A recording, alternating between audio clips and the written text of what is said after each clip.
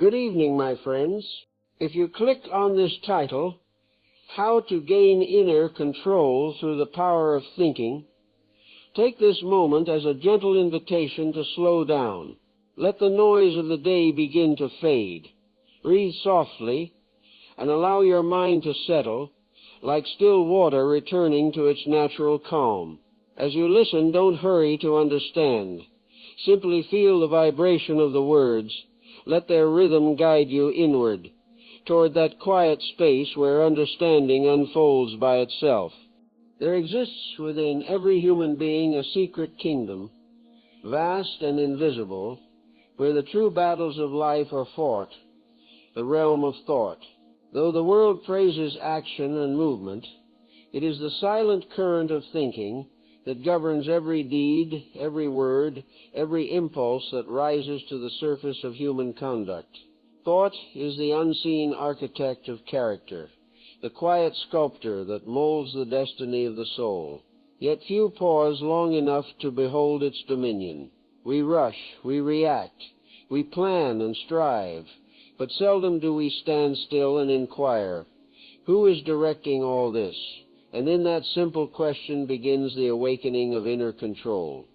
When a person first observes the power of thought, it feels almost unbelievable that so delicate a thing, so fleeting and intangible, could shape the weight and direction of an entire life. But the truth is patient and unchanging. As the root determines the tree, so the hidden thought determines the visible circumstance. All that we see in the outer world, every relationship, every condition, every joy and every sorrow, finds its seed in the silent dominion within. Life is not merely what happens to us, it is what we continuously think it to be.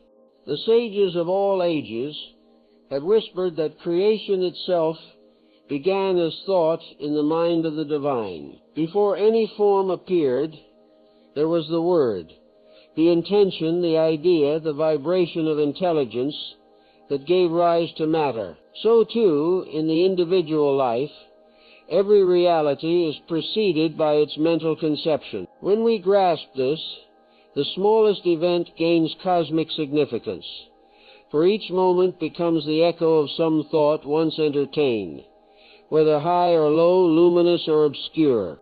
Yet this dominion, so powerful, is not easily perceived, for thought, by its very nature, hides within its own movement. It is like the air, invisible, ever present, and seldom noticed until it storms. Most people live entirely under the sway of their thoughts, never realizing that they are ruled by what they have never examined. They take for granted that what they think is true, that their opinions are themselves, that the chatter within is their own voice. But in truth, the mind is a vast field filled with foreign seeds, memories, impressions, desires, fears, sown by long habit and collective suggestion. To claim inner control is to begin the gentle work of discerning what truly belongs to the soul and what has merely been borrowed from the world. Consider how a single thought, repeated often enough, can bend an entire life's direction. A person who silently holds the idea, "I am unworthy," will interpret every event through that belief, turning blessings into burdens and opportunities into proofs of inadequacy. Another who inwardly affirms life is sacred will find beauty even in sorrow and strength, even in loss. Thus the same outer world can be heaven or hell, depending on the dominion within. The key is not to change the outer landscape, but to understand the thinker of thoughts. For the kingdom of heaven is not found by conquest, but by comprehension. To gain mastery over thoughts does not mean to suppress it, nor to escape into emptiness, but to understand its law. Every thought has a vibration, and every vibration seeks its likeness. Kind thoughts draw kind experiences. Resentful thoughts call forth conflict. The universe responds with impartial accuracy to the tone of the inner voice.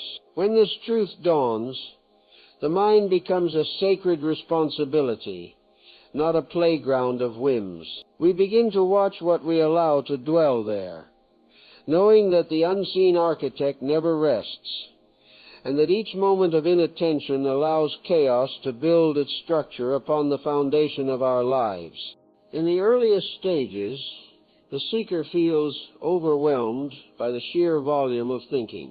The mind seems to speak without pause, forming judgments, opinions, doubts, and dreams in a ceaseless storm. It is natural to feel discouraged at first, but patience must be our first companion, for the dominion of thought, once seen, can be gently brought into harmony. As one learns to listen to the inner current, not with condemnation, but with curiosity, thought begins to reveal its patterns. We see how each emotion has its corresponding idea, how each desire gives rise to a chain of reasoning that defends it.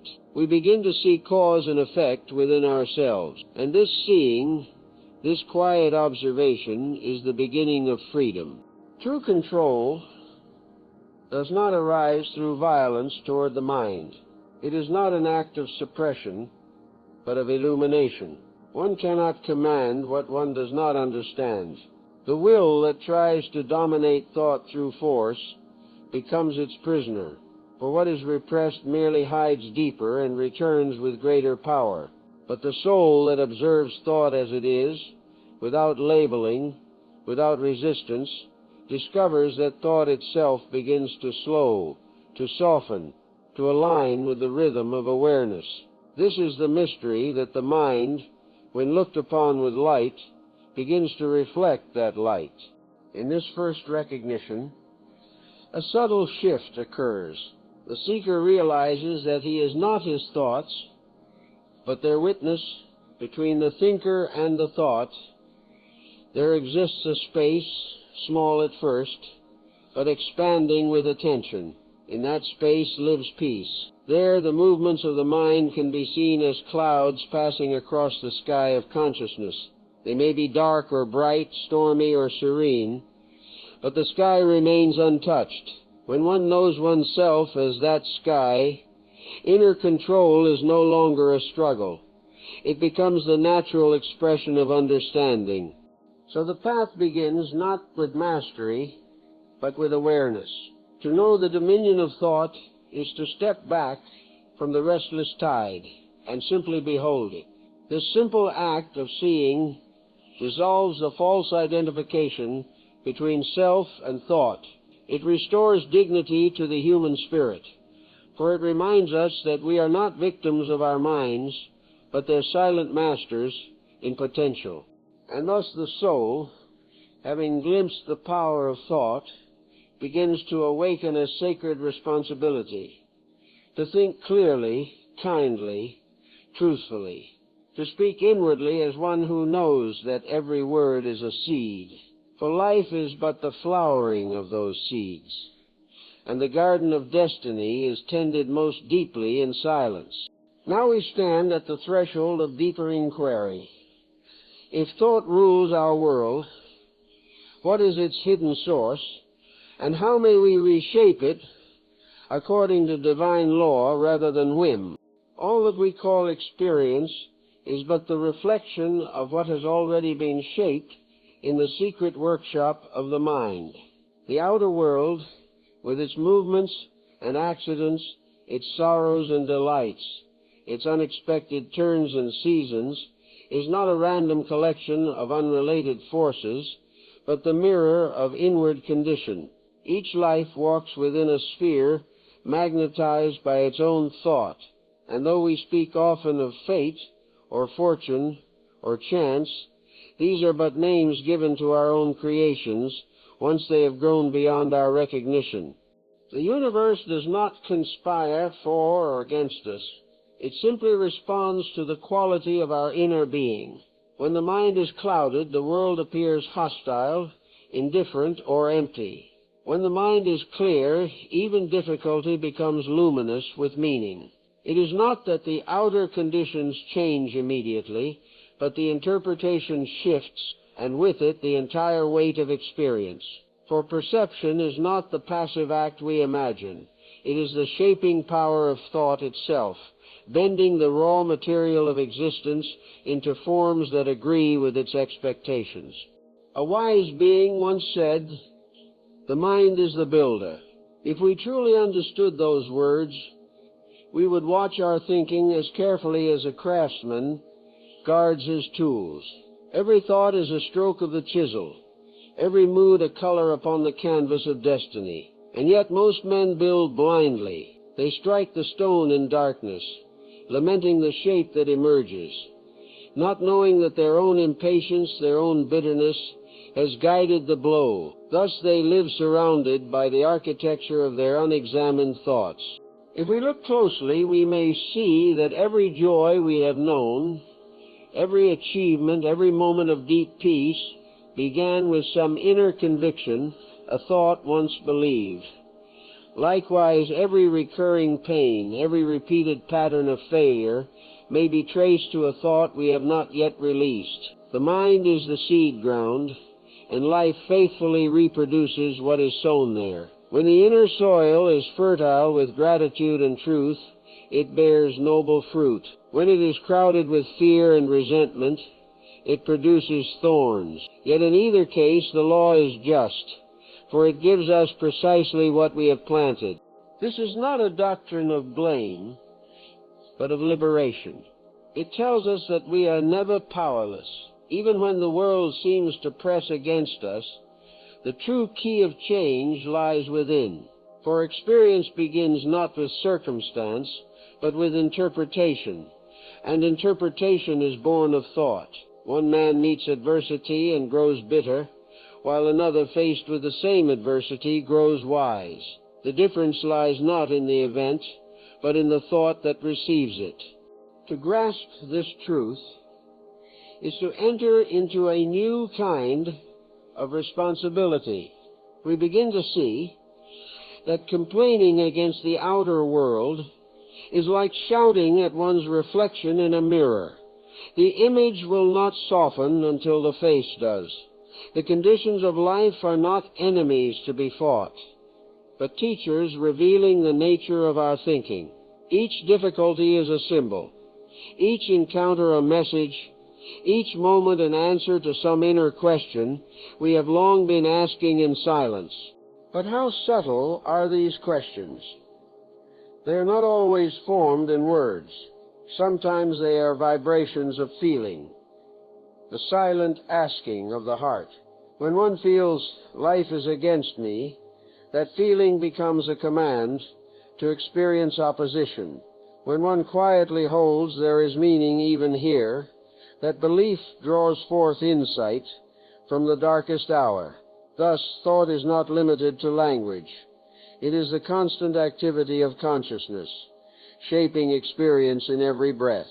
The one who learns to trace outer events back to inner causes begins to live in wisdom. He no longer blames nor fears, for he sees that all experience is a reflection designed for his awakening. The world ceases to appear random. It becomes an illuminated text written in symbols of cause and effect.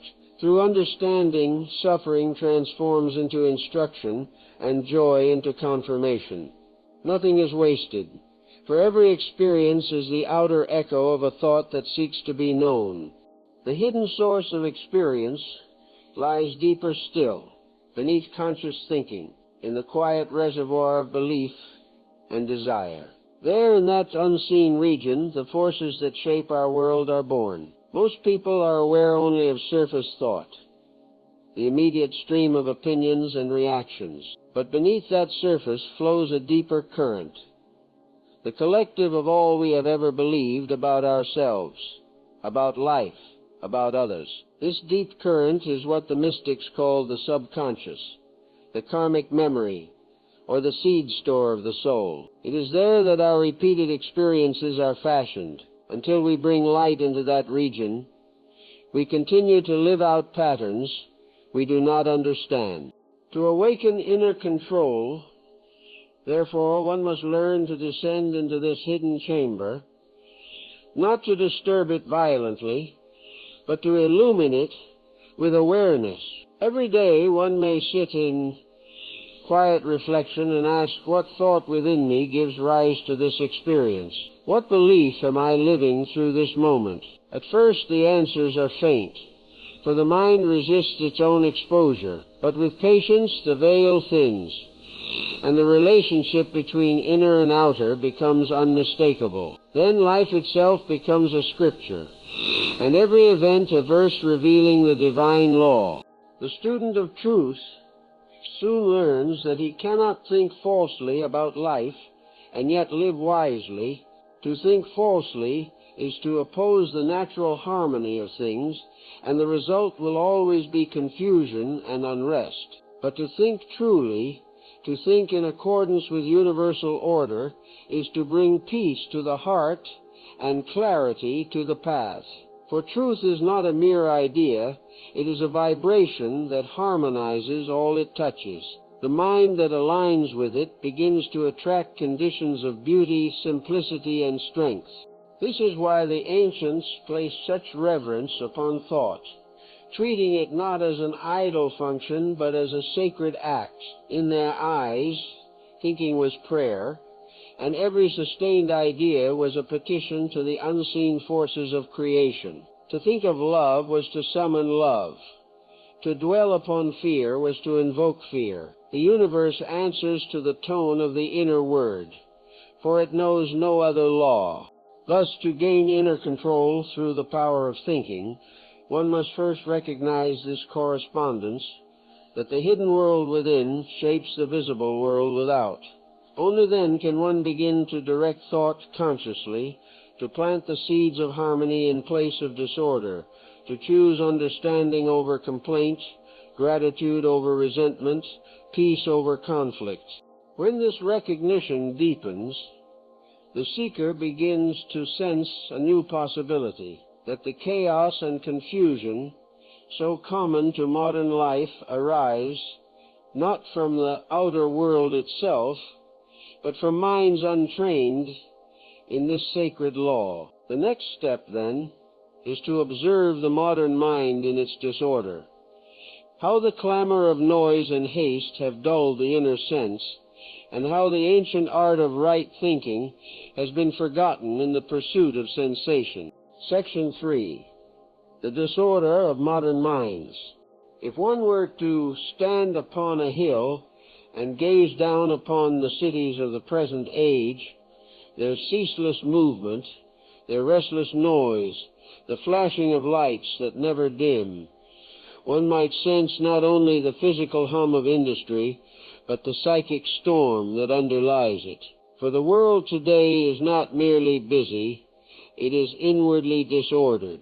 The modern mind, surrounded by instruments of convenience, has lost its central command. It has become a field of scattered forces, each pulling in its own direction, with no quiet throne at the center to govern them. Humanity has conquered the outer world, yet remains enslaved within. We live in an age of immense stimulation. At every moment, sounds, images, and messages pour into the senses, demanding response. The mind, untrained to remain still, leaps from one impression to another like a leaf carried upon turbulent waters. And with each new distraction, the inner thread of being grows thinner, until the individual no longer feels the pulse of his own soul. He may know much about the world, but he does not know himself. His thought is no longer creative, but reactive, shaped by the forces that surround him rather than the quiet law within. This disorder is subtle, for it disguises itself as vitality. The modern man believes he is alive because he is busy. He mistakes motion for meaning, yet beneath the surface there is fatigue, a deep spiritual weariness born of living outwardly without inner direction. He moves from one pursuit to another, from pleasure to anxiety, from ambition to restlessness, and wonders why peace eludes him. But how can peace dwell in a mind that never pauses to listen to its own heartbeat? In the ancient world, Thinking was considered a sacred act. To think was to commune with the divine order of the cosmos, to participate in creation through understanding. But now thinking has become mechanical.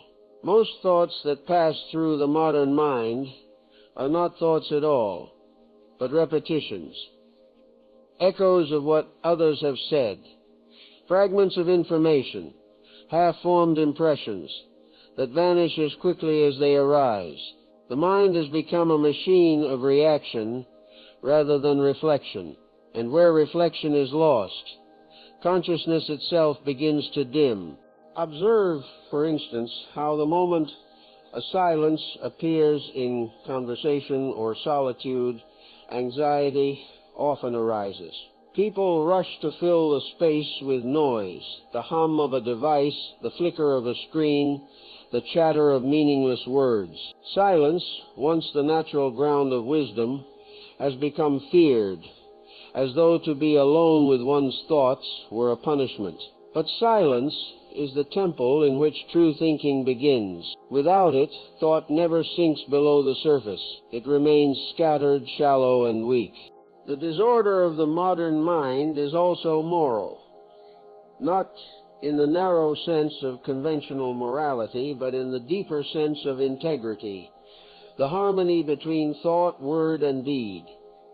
In a world where image outweighs essence, thought bends itself to serve appearance.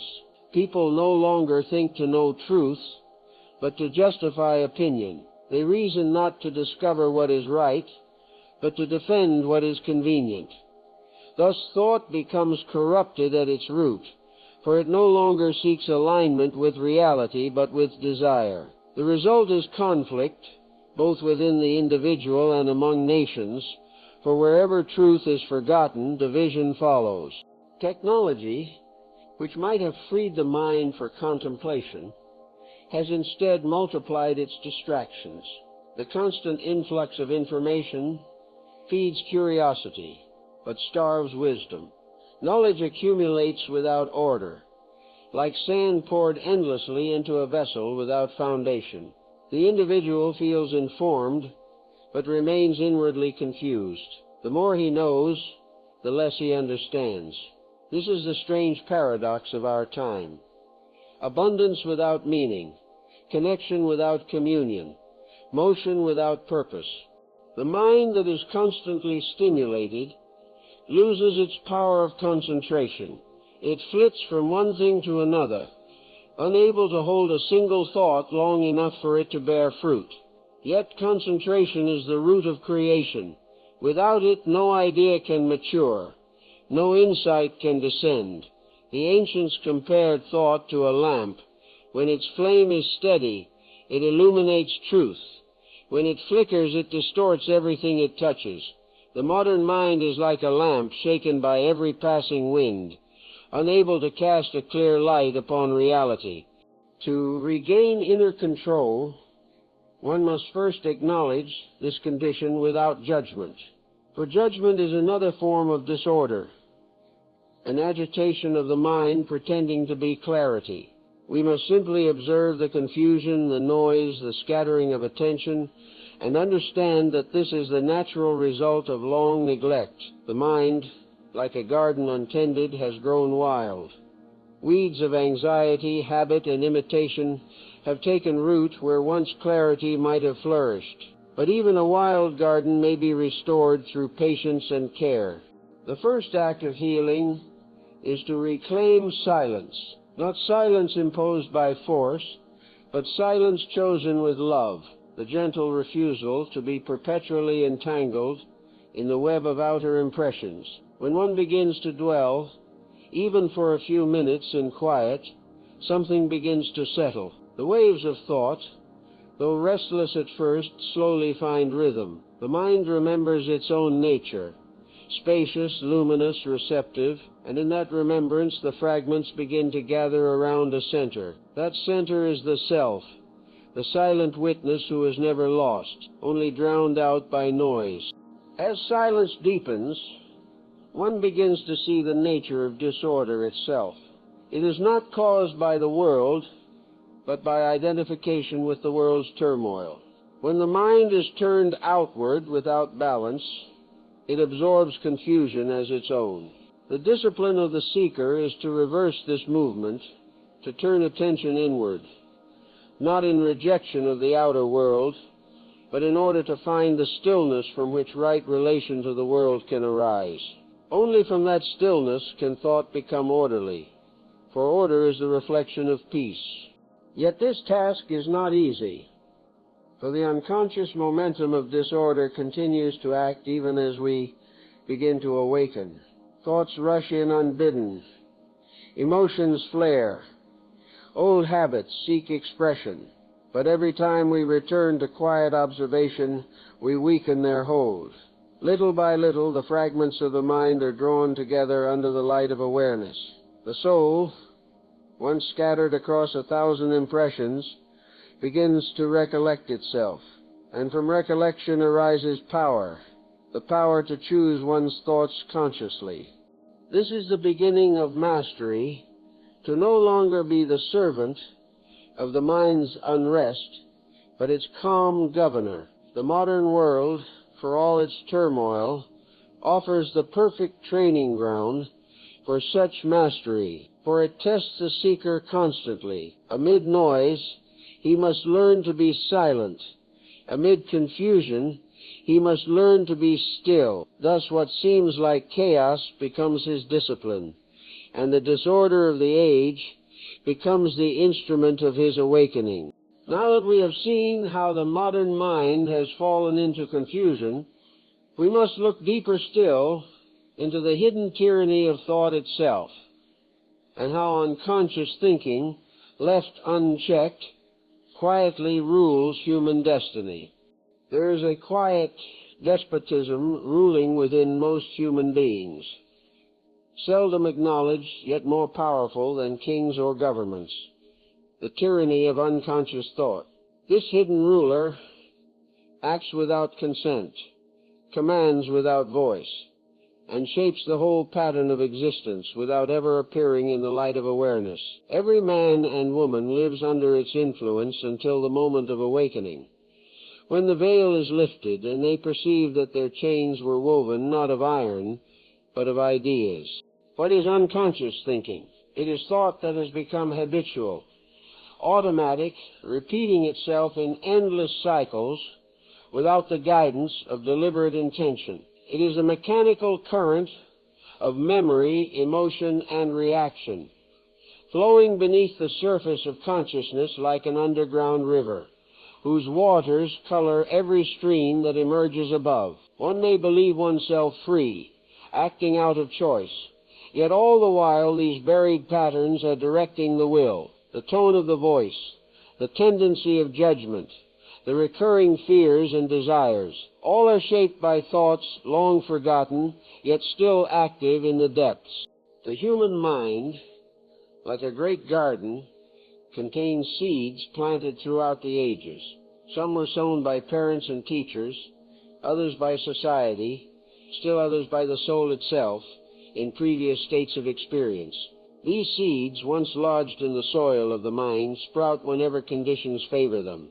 A casual word, a passing image, an unguarded moment, and the old thought awakens, asserting its forgotten power. Thus people often act not as they choose, but as they are compelled by ancient habit to act. This is the tyranny of the unconscious, the unseen repetition of yesterday's thinking disguised as today's decision.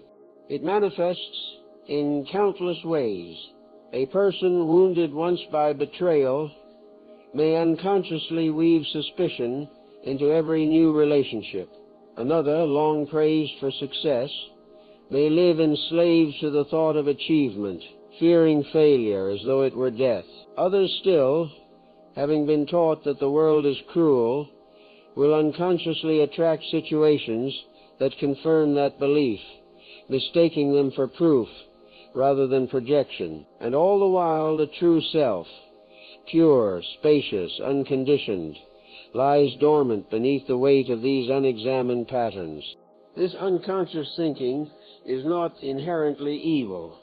It is simply mechanical, Like a machine, it continues to operate until turned off or redirected. The tragedy is that most people identify entirely with its movement, mistaking its voice for their own. They say, "I am angry," rather than "anger has arisen in me." They say, "I am afraid," rather than "fear is passing through my thought." In this confusion of identity, the self becomes bound to the contents of its own mind. The master forgets himself and becomes the servant of his creation. To awaken from this bondage, one must first see it clearly. The moment a person begins to observe their own thinking, to notice the ceaseless monologue of judgments, fantasies, worries, and defenses, a great miracle begins. Observation introduces a gap between the thinker and the thought. In that gap lies freedom. One begins to see that thoughts come and go, while the awareness that observes them remains. Thought is movement. Awareness is stillness. Thought changes with every mood. Awareness endures. When this is understood not merely as concept, but as living realization, the tyranny of unconscious thinking begins to crumble. But the habits of centuries do not dissolve in a moment. The mind, long accustomed to being the ruler, resists its dethronement. It creates distraction, fatigue, doubt, anything to prevent its own exposure. It whispers, "This is useless," or "There is no time for such stillness," or "This is who I am." Why resist it? These voices are not the voice of wisdom, but of conditioning defending its domain. Yet each time one returns to the silent act of witnessing, the light of consciousness grows stronger, and the shadows of unconscious thought recede. There is a profound law here. What is observed without resistance begins to lose its power, for unconscious thought feeds on inattention. It thrives in darkness.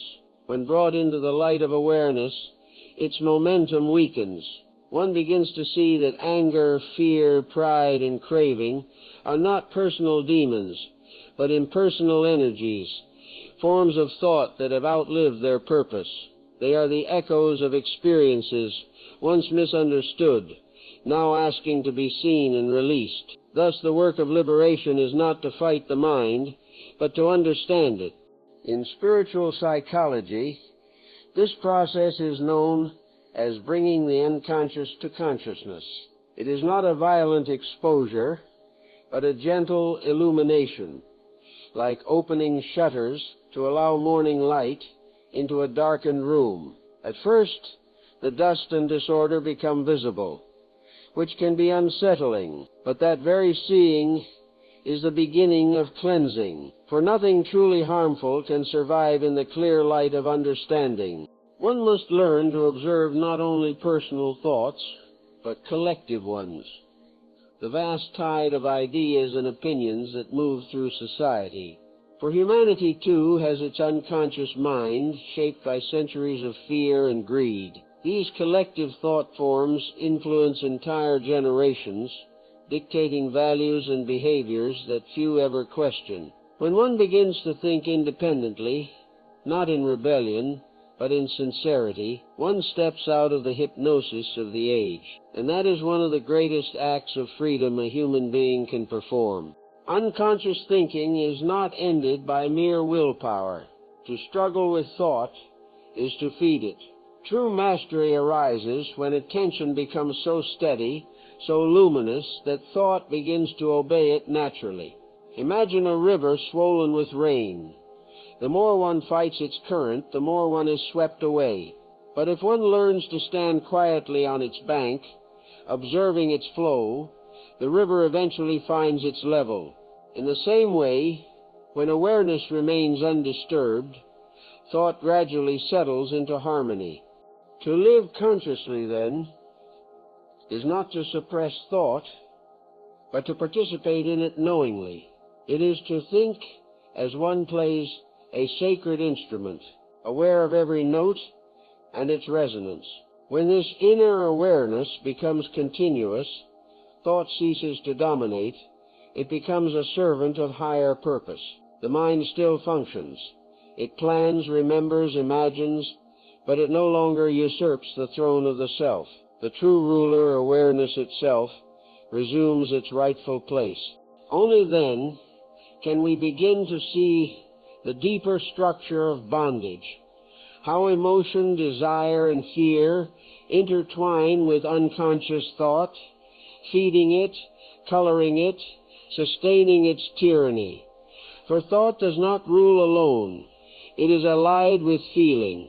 Desire whispers its commands, and thought obeys by creating justifications. Fear imagines danger, and thought builds fortresses of defense.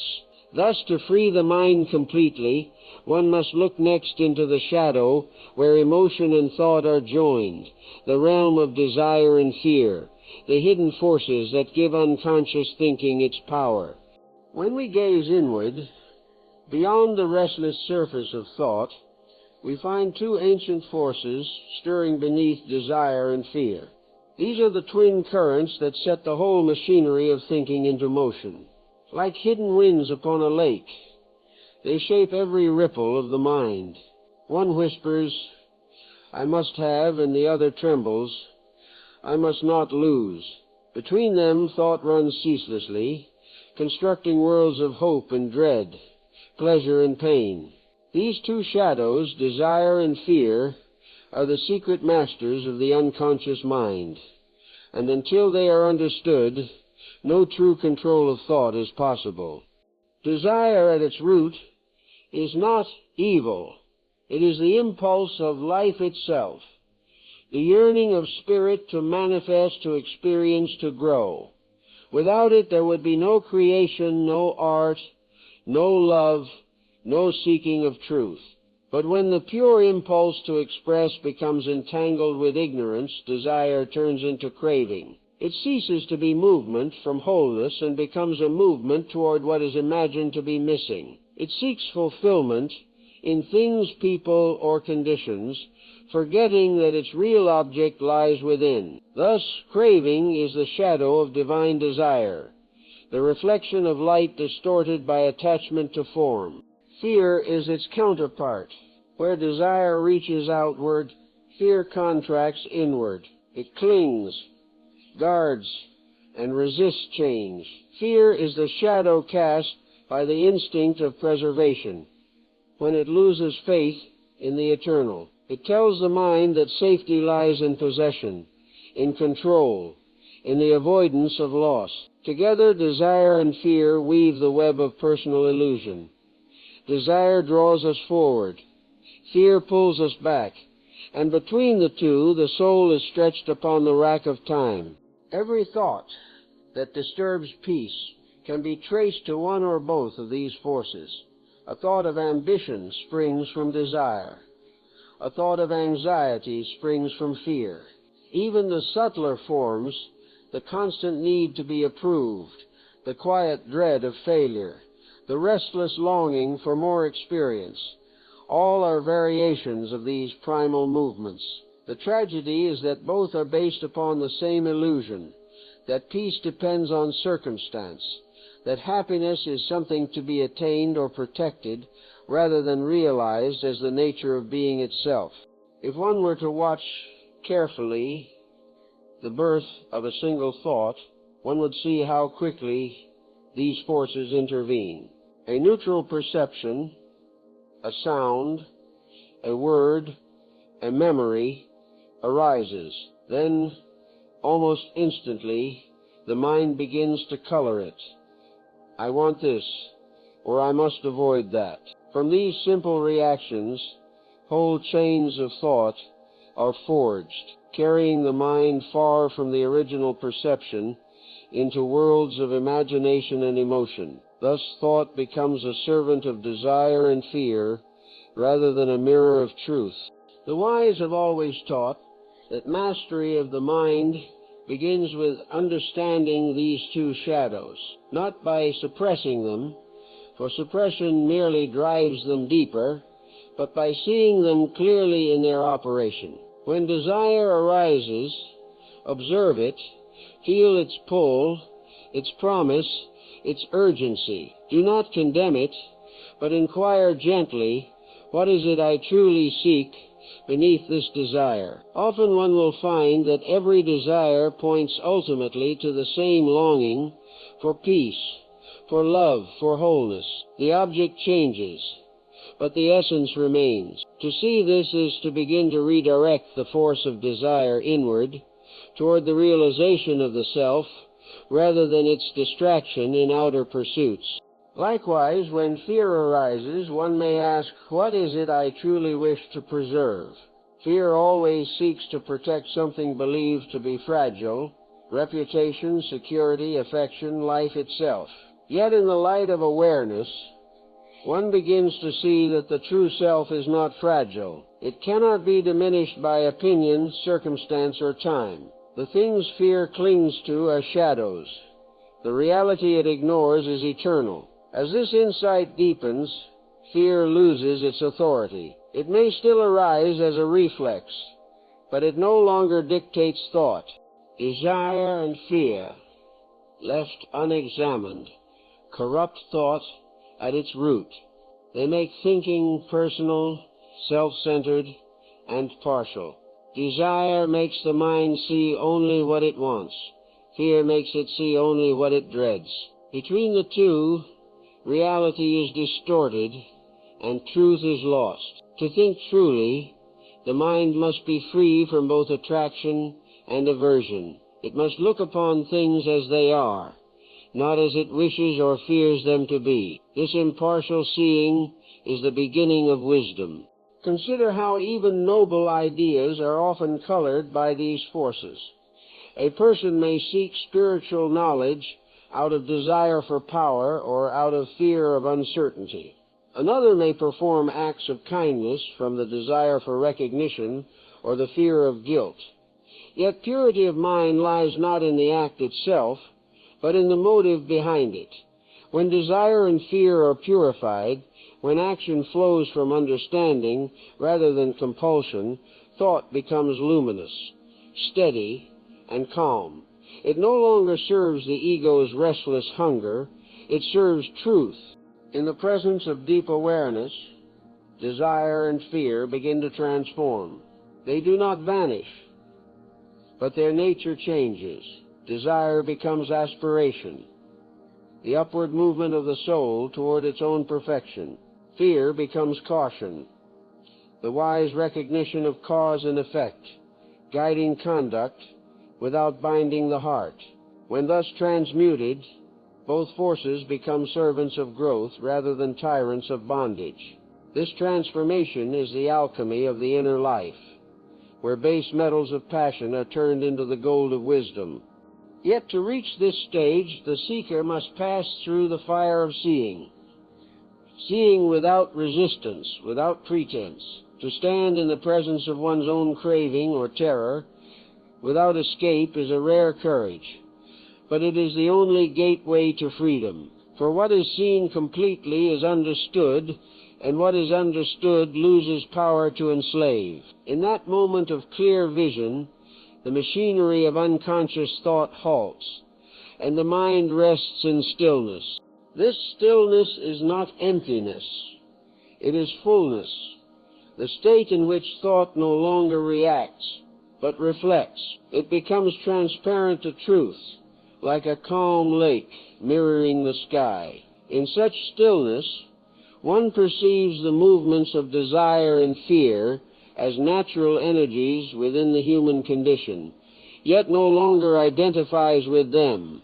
They may arise, but they do not define the self. They come, they go, but the watcher remains, untouched and free.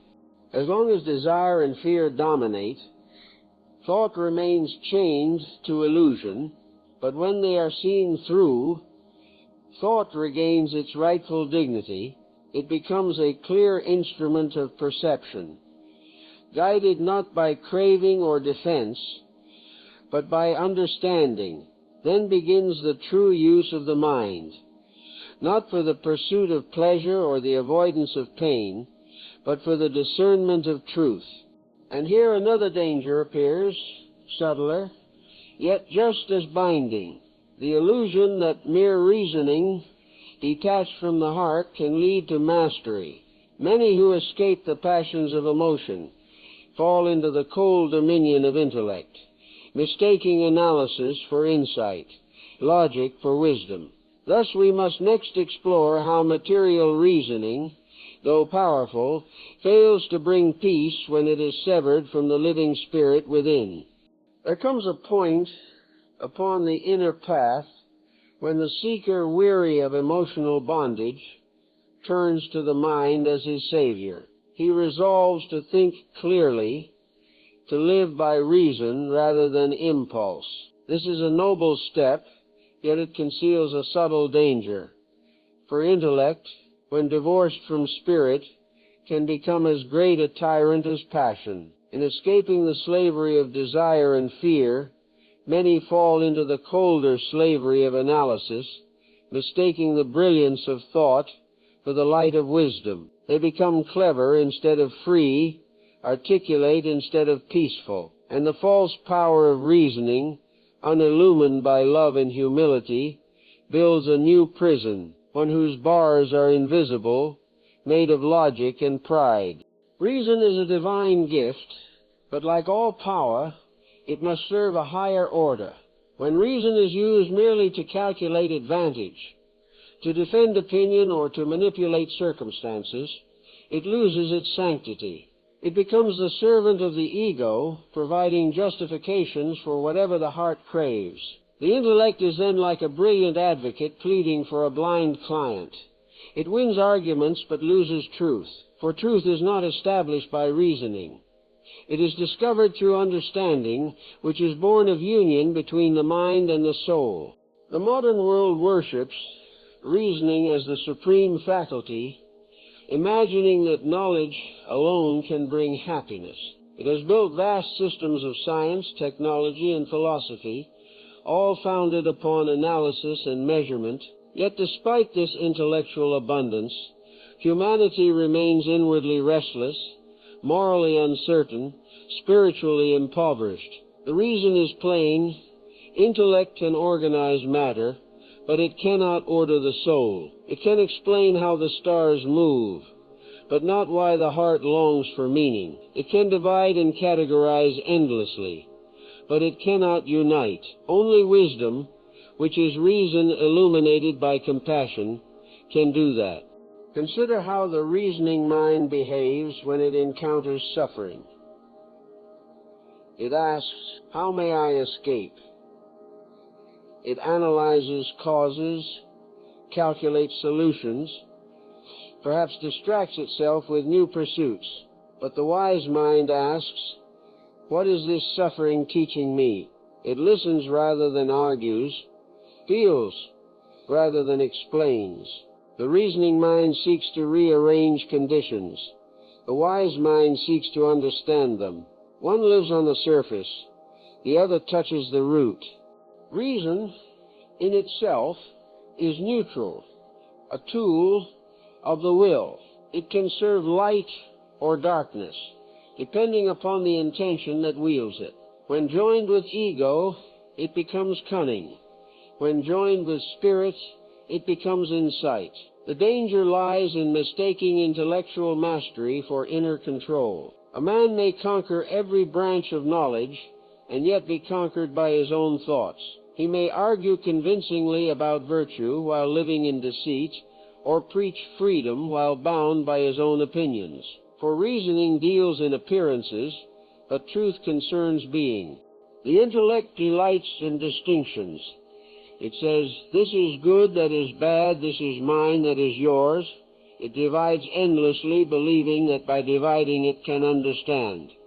But reality is whole, and the mind that divides too much loses sight of the unity behind the parts. Thus, material reasoning, though sharp, cuts the fabric of truth into fragments and mistakes the fragments for the whole.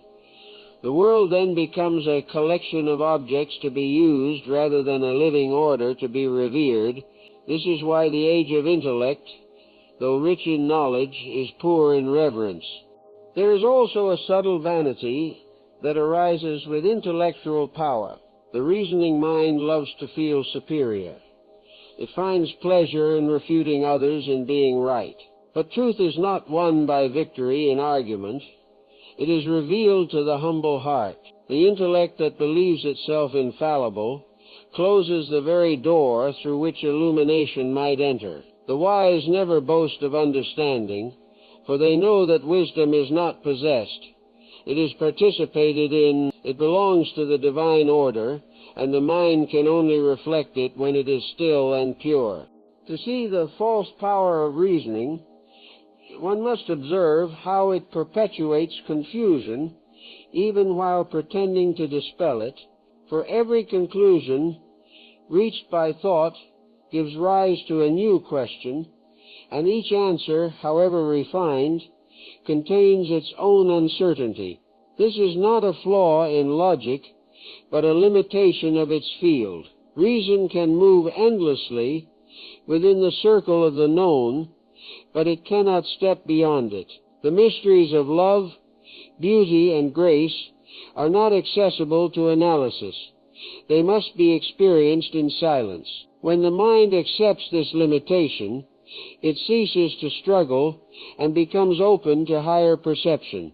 The great teachers have always warned against the arrogance of intellect. They never condemned reason, but they reminded humanity that reason must serve the heart. The letter killeth, said the ancient scripture, but the spirit giveth life. When thought becomes rigid in its formulations, it ceases to be alive. The intellect should be like a clear stream flowing toward truth, not a frozen pattern of conclusions. To think rightly is to allow thought to move in harmony with reality, not to imprison reality within concepts. True reasoning is contemplative, not argumentative. It does not impose, but inquires. It does not dissect, but perceives. It listens for the inner law behind appearances and aligns itself with that law. Such reasoning is the reflection of the divine order in the mind of man. It does not separate knowledge from goodness, or thought from conduct, for it knows that truth is one. The wise reason not to dominate the world, but to understand it, not to justify themselves, but to discover themselves. The seeker who recognizes the false power of material reasoning begins to soften the intellect's hard edges with humility. He learns to think in the light of silence, to reason in the presence of awe. When the mind bows before mystery, it ceases to argue and begins to receive. Then thought becomes revelation, not mere logic, but illumination. In this awakening, one sees that the mind is not the master, but the instrument. Its purpose is to translate the formless into form, to express the silent wisdom of the soul in words, deeds, and understanding. But for it to do so faithfully, it must first be purified of its pride, its attachment to control. Only a quiet mind can reflect the truth, as only a still pond can mirror the stars. When reasoning is thus purified, it becomes the bridge between the seen and the unseen, between the human and the divine. But before this union can occur, the seeker must awaken the faculty that allows him to step back from thought entirely, the power of observation, the inner witness who sees without being caught in the stream.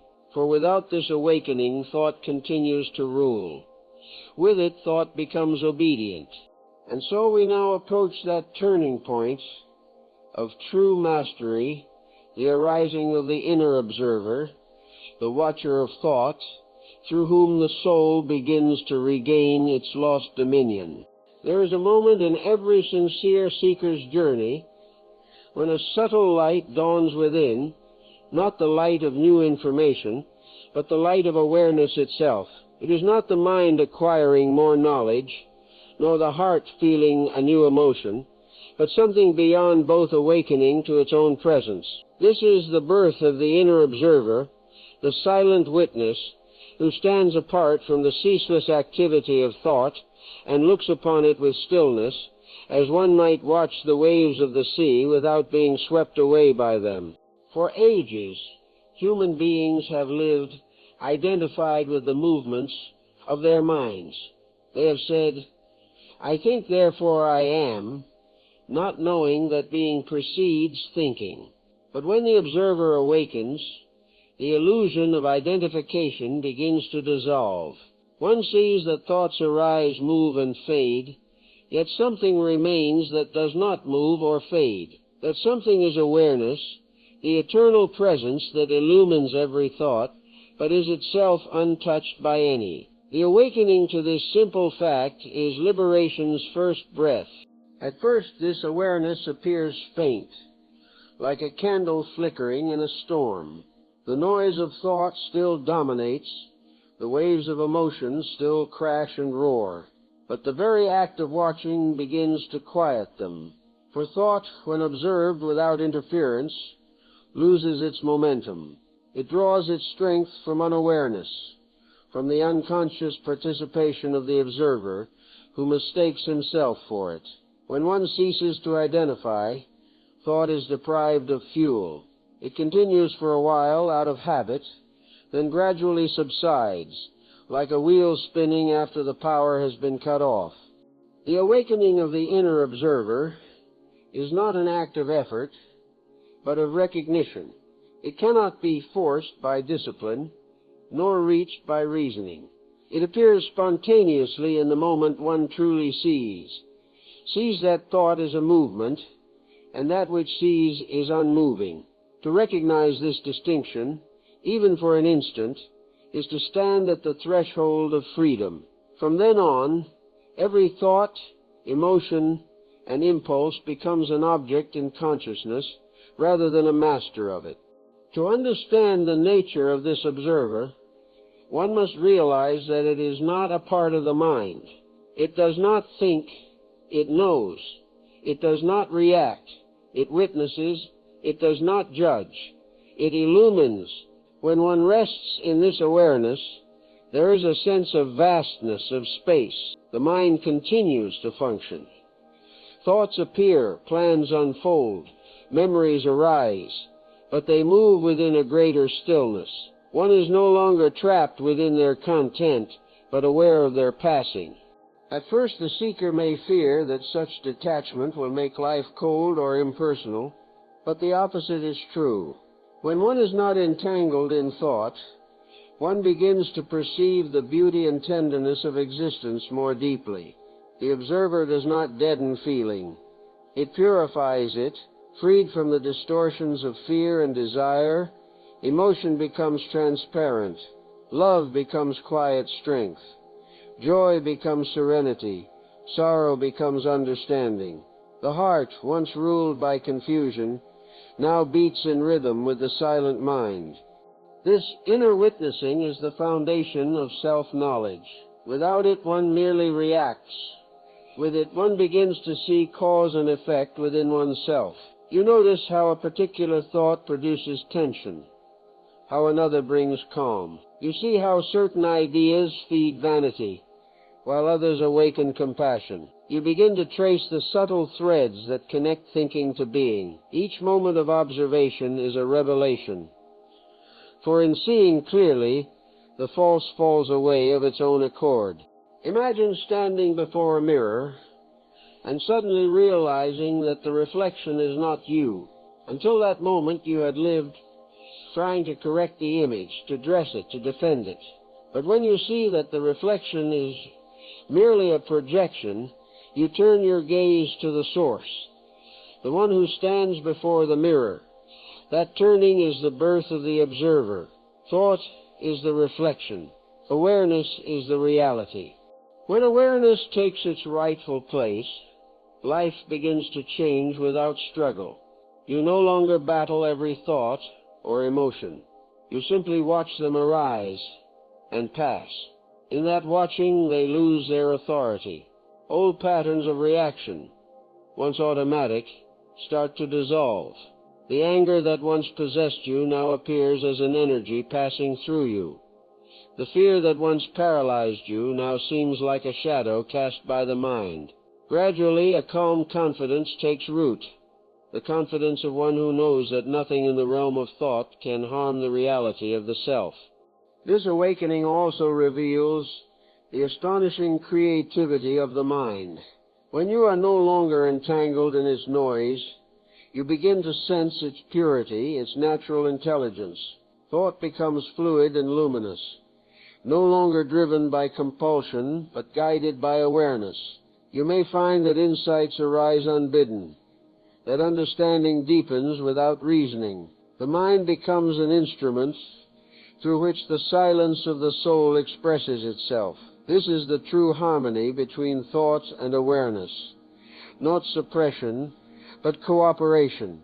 The inner observer is also the beginning of conscience in its highest form, not the moral code imposed by others, but the direct perception of harmony and disharmony within oneself.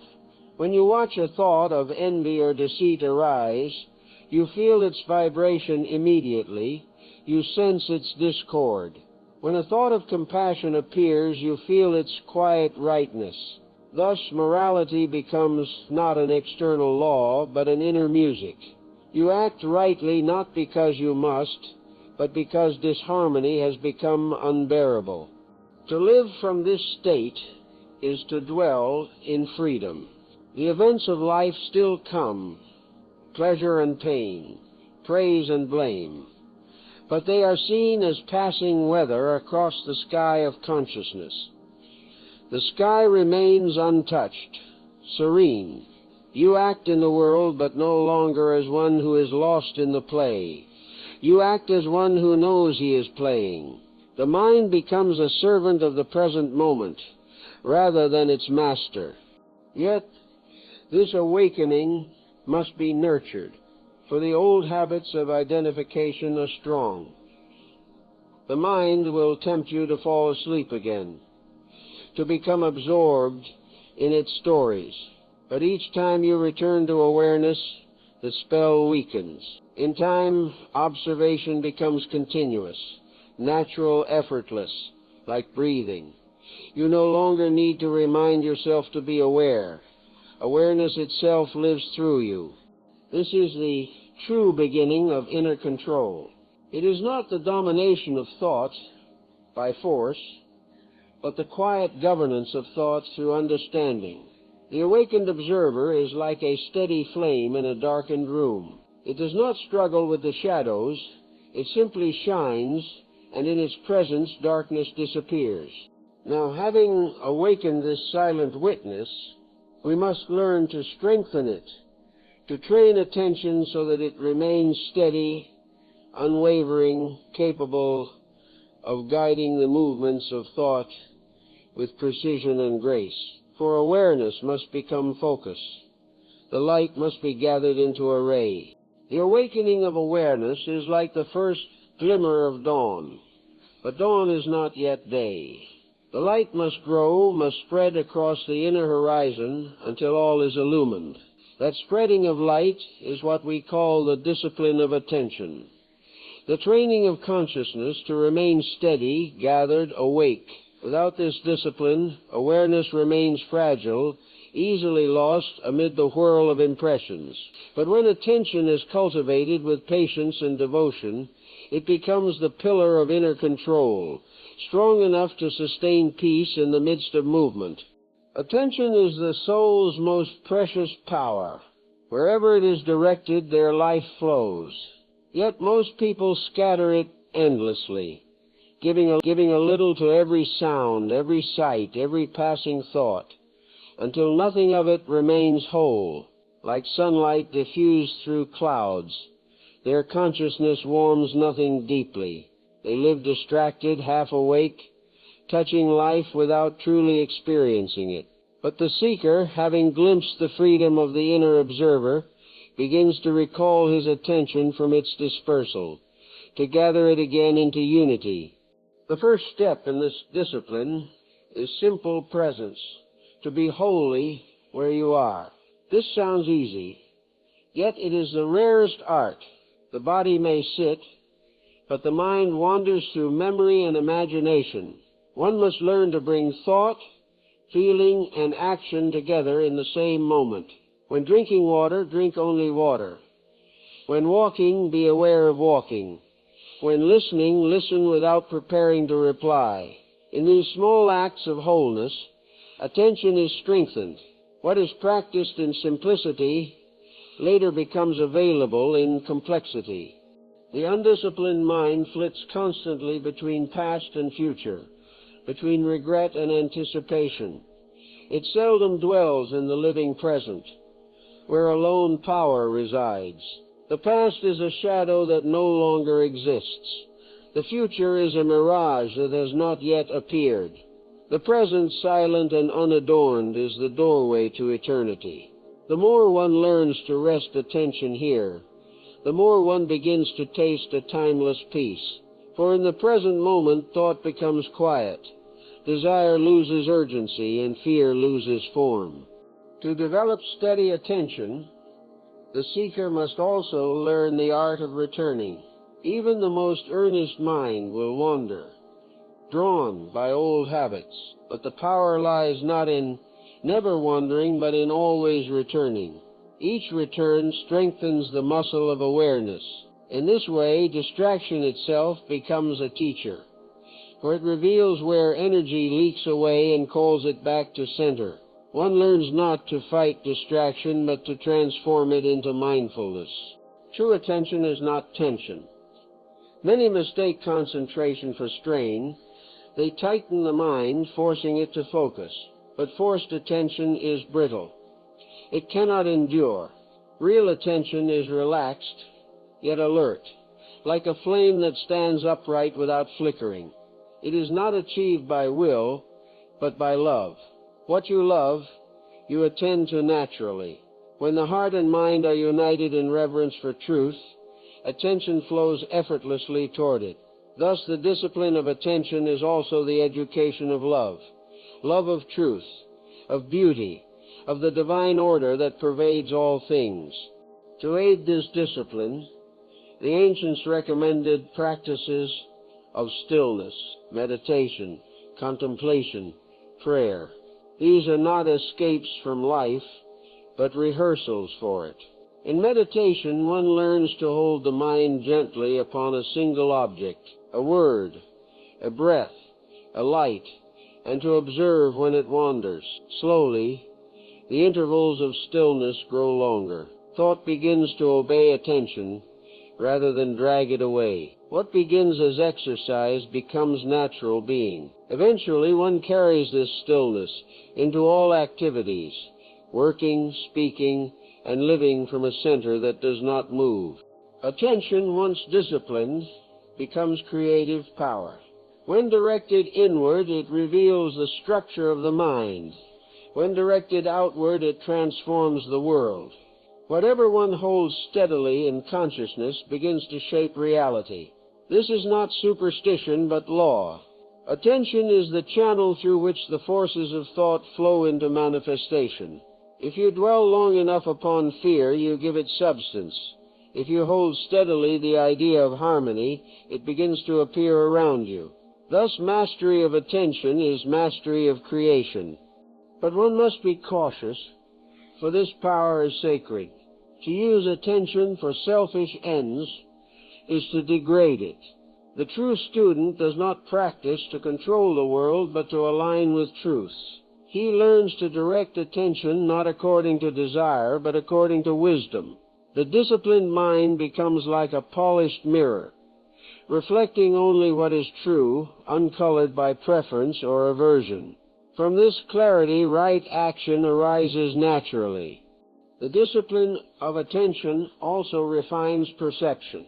The senses, when illumined by awareness, reveal subtleties once hidden. A leaf, a sound, a human face, all begin to disclose layers of meaning. Ordinary life becomes extraordinary in its depth. One sees that every form contains the same light, that every moment is a doorway into the infinite. This awakening of perception is not imagination. It is vision, the vision of one whose eyes have been cleansed of distraction. There is also moral strength in this discipline. When attention is steady, temptation loses its force. One sees desire and fear as they arise, and thus is not compelled by them. Reaction gives way to response, impulse to intention. The soul stands upright, no longer swayed by every gust of circumstance. This is inner control, not suppression, but steadiness, not hardness, but centeredness.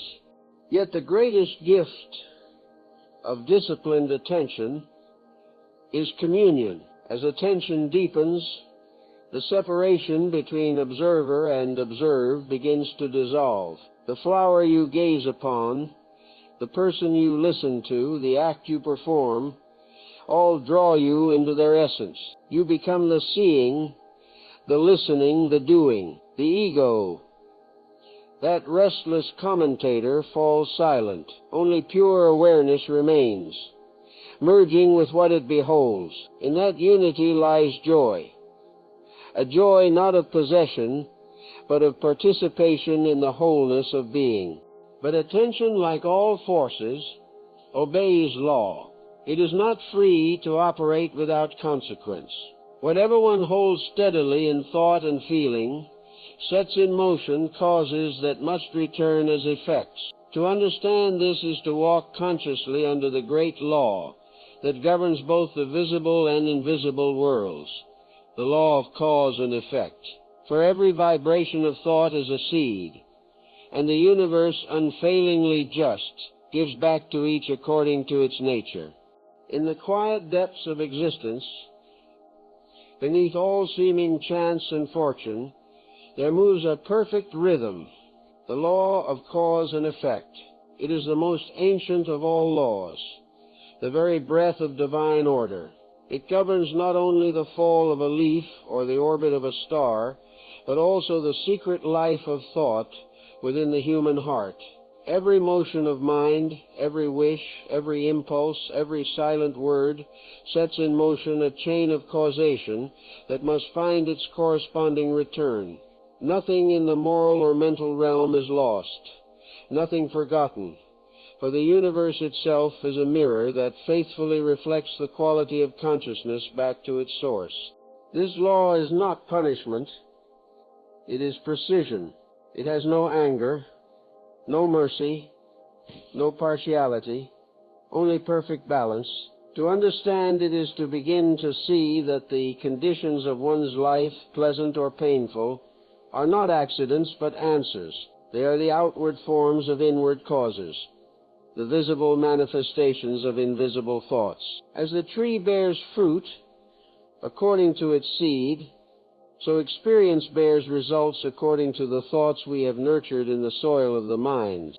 The great teachers of old called this the law of karma, the law of return, or the law of sowing and reaping. But whatever name it wears, its essence is the same, that consciousness is creative and accountable. Every thought carries a vibration, and that vibration must seek its own likeness. Thoughts of harmony draw harmony. Thoughts of discord draw confusion. This is not superstition, but natural law, as exact in the moral realm as gravity is in the physical. The universe is not ruled by whim, but by intelligence, and thought is the channel through which that intelligence operates within us. When this truth is first glimpsed, it may appear overwhelming. One may think, then I am the cause of all my suffering. Have I done this to myself? Yet such a reaction arises only from misunderstanding. The law does not condemn. It educates, it shows the soul its own creative power, and invites it to use that power rightly. The pain we experience is never retribution. It is instruction. It reveals the disharmony between thought and truth, so that through understanding we may restore balance. Each difficulty is a teacher whispering, "See what you have made. and learn to create more wisely. To live under this law consciously is to accept full responsibility for one's inner world. No longer can we blame others, nor fate, nor chance. We see that every outer event has meaning because it reflects something within ourselves. Perhaps a forgotten tendency, a belief, a vibration seeking correction. Even the injustice we suffer may be the echo of an old cause now returning for adjustment. Thus the wise do not resist experience. They inquire into it. They ask, what thought in me has drawn this lesson to my door? And in the answering they grow free. But there is a deeper mystery yet. The law of cause and effect is not mechanical, for consciousness itself is not mechanical. A new understanding, a single moment of pure repentance or awakening, can transmute old causes. When light enters darkness, darkness disappears. It does not need to be expelled. So too, when understanding illumines ignorance, the effects born of ignorance dissolve. This is why the spiritual life is not fatalism, but liberation. Though the law is just, it is also merciful, for mercy is built into understanding. To comprehend this law is to stand in reverence before the moral structure of the universe. We see that nothing is isolated. Every thought touches the web of life. What we think of another, we send into the world, and it must return in kind. What we hold in the secrecy of our hearts shapes not only our destiny, but the world we share. This recognition awakens conscience in its truest form, not as fear of judgment, but as the natural reverence for order. One begins to think carefully, not cautiously, but compassionately, for one sees that to harm another in thought is to wound oneself. The law of cause and effect also explains why growth seems gradual. Each transformation requires time for the old seeds to ripen and fall away. When we begin to think rightly, we still live for a while among the harvest of yesterday's thinking. But if we persist, planting only noble seeds, the season will change. Life will rearrange itself according to our new vibration, as surely as spring follows winter. Therefore, patience is the virtue of the wise, patience and faith in the hidden working of divine law. The ordinary mind sees this law as restriction. The illumined mind sees it as freedom. For when we know that every cause has its effect, we can choose our causes. We are no longer at the mercy of circumstance. We become creators of harmony. The same law that once seemed to punish now serves to uplift. Every thought of peace becomes a cause that will bear peace.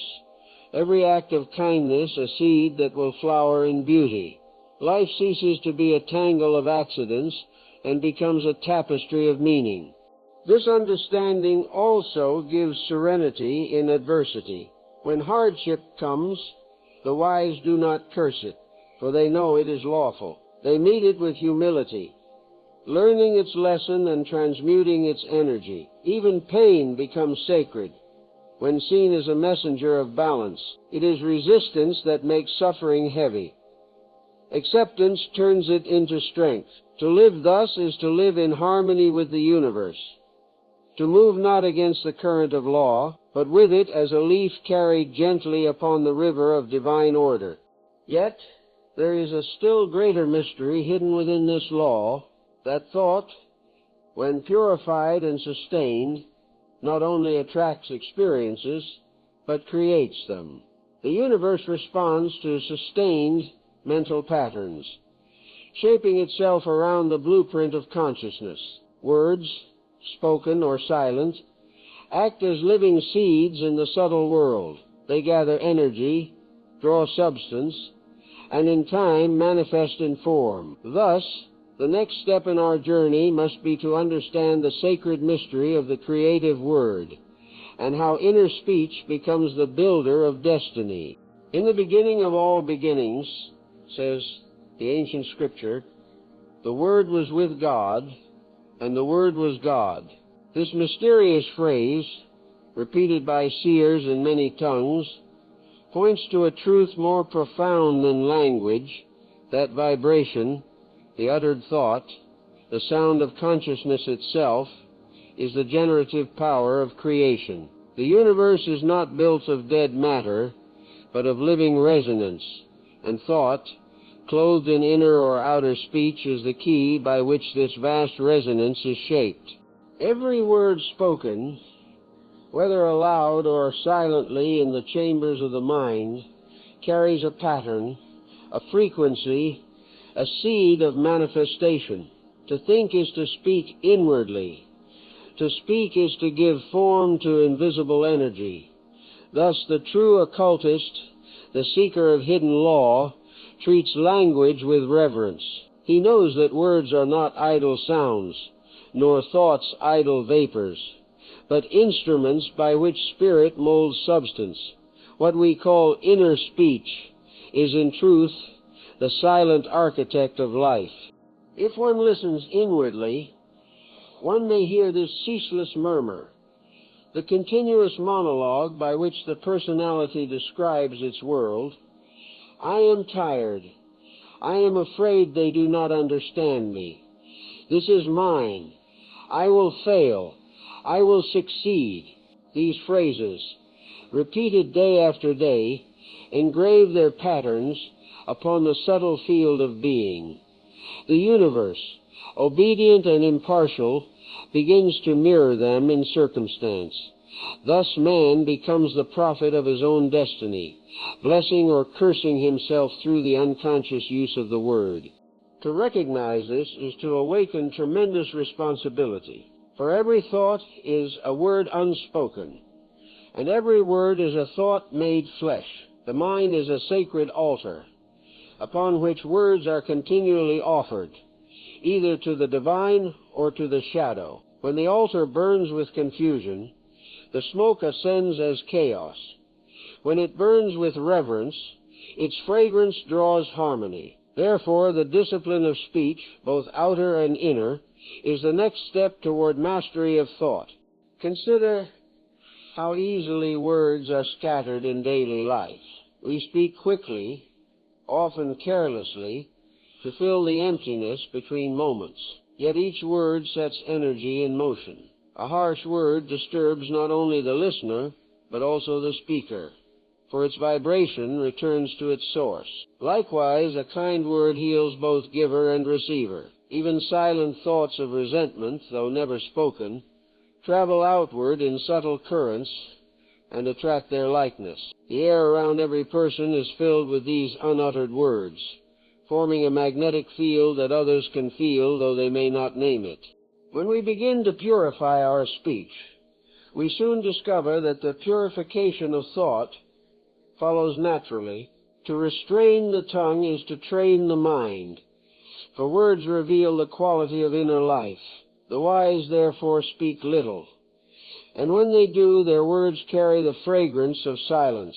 They know that true power lies not in multiplying phrases, but in uttering only that which is necessary, beautiful and true. But there is a deeper level still, the deliberate use of inner speech as creative invocation. When a thought or word is held steadily with faith and understanding, it becomes a living force. The ancient sages called this the word of power, not the chanting of arbitrary sounds, but the conscious affirmation of truth. To affirm, "I live in harmony with the divine law," or "peace abides in my soul," is not self-hypnosis, but invocation. It is the directing of the creative current toward its true source. When such words are spoken from the heart, with conviction born of understanding, they awaken the corresponding reality within and without. Yet the power of the word is not in the sound alone, but in the consciousness behind it. Empty repetition achieves little. Mechanical affirmation lacks the breath of spirit. The true creative word arises from stillness, from the meeting of thought, feeling, and will in perfect alignment. When the soul, the mind, and the heart speak together, creation answers. For the universe recognizes harmony. It responds to sincerity, not to noise. To use the word rightly, one must also learn the art of silence. Silence is the mother of speech. Without it, words lose their vitality. In silence, we listen for the tone of truth, the inner rhythm that gives speech its creative power. Only when the word arises from silence does it carry authority. This is why the greatest teachers spoke seldom and simply, for their words were born from union with the eternal. A single sentence from such a one could alter lives, because it was not merely sound. It was living truth embodied in vibration. The student of inner law gradually learns to listen to his own speech, not merely for correctness, but for quality. Does it uplift or depress? Does it clarify or confuse? Does it spring from love or from self-defense? Each word reveals its parent thought. In refining speech, we refine the thinker. Over time, careless expressions fall away, harsh tones soften, and the voice itself becomes calm, carrying the resonance of peace. For when the inner current is pure, the outer expression cannot help but reflect it. There is also a sacred use of the word beyond all personal intention, the utterance of blessing. When one speaks blessing upon another, one aligns with the creative purpose of life itself. To bless is not to flatter or to wish vaguely, but to consciously affirm the presence of the divine in another being. Such speech, born of love, partakes of the creative act. It sends forth a current of harmony that returns multiplied. To curse likewise is to affirm separation and discord, and the same law ensures its return. Thus even in speech we meet the workings of cause and effect. As understanding deepens, the seeker begins to practice inner speech as prayer, not a petition for favors, but a communion of vibration with the divine. Words become transparent, pointing beyond themselves to silence. The word of power then becomes not assertion, but surrender, not command, but consent. The quiet "Thy will be done," uttered from the depths of awareness. In that surrender, thought ceases to create from ignorance and begins to cooperate with the universal will. So we learn that thinking is a form of speaking, and speaking is a form of creating. The universe is a vast conversation between spirit and matter, between the unseen and the seen. Each of us participates in that conversation through our words, our thoughts, our attitudes. When these are purified, life itself becomes harmonious speech, the word made flesh in us. Yet even the most luminous word requires stillness behind it. To sustain creative speech, the mind must learn to abide in quiet, to rest in the peace from which all words arise. For the true creative act is born not in noise, but in silence. And it is this silence, steady, deep, and radiant, that marks the next stage of mastery. Silence is the womb of creation. Out of it all things are born, and into it all things return. To those who live only upon the surface of life, silence seems like absence, a void, a lack of movement, a negation of being. But to those who have touched its depths, it is fullness, presence, and the quiet pulse of divine intelligence. The universe itself moves in silence. The stars turn wordlessly, and the earth flowers without speech. All true power, whether of thought or of spirit, arises first from this still foundation. Concentration is the doorway to silence. It is the gathering of scattered energies into a single beam, the drawing together of the many voices of the mind until they merge into one tone of awareness. The mind, untrained, is like a restless crowd. each thought shouting its own command. But through concentration, the clamor begins to subside. The voices fall silent one by one until the presence of the observer, the true self, stands alone. Then, what was once effort becomes repose. The act of focusing becomes the state of being. To concentrate is not to strain. It is to collect. It is not the narrowing of consciousness, but the refinement of it, the transition from confusion to clarity, from diffusion to intensity. When the rays of thought are gathered and directed, they acquire heat, just as sunlight focused through a lens can ignite a flame. That flame is spiritual will, the creative power of attention. But when attention is scattered, it loses strength, and thought becomes weak, wavering, easily swayed by external forces. Therefore, the art of concentration is not merely an exercise of the mind, but a purification of it. To concentrate upon truth is to align oneself with the current of reality. To concentrate upon illusion is to strengthen illusion. Hence the first rule of inner control: direct the power of concentration only toward that which uplifts and enlightens. For whatever the mind holds steadily, it feeds with life. In the beginning, concentration seems difficult because the mind, long accustomed to wandering, resists, but persistence is stronger than habit. The seeker begins by giving the mind a simple object, the breath, a symbol, a word of sacred meaning, and returning to it again and again. Each return is an act of will, a reaffirmation of dominion. Slowly, the restless waves begin to calm. A subtle joy arises in the steadiness itself, a peace that deepens each time the mind is recalled. In this quiet training, one learns to stand still amid movement, to remain centered even while the world shifts and swirls.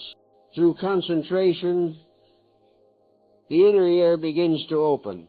In the stillness between thoughts, one begins to hear a finer sound, not a sound of the outer world, but the hum of existence itself, the soundless sound the mystics call Om, or the voice of the silence. It is not heard with the ears, but felt as a vibration pervading all things. To dwell in that vibration, even for a moment, is to be renewed, for in silence the soul drinks from its own source.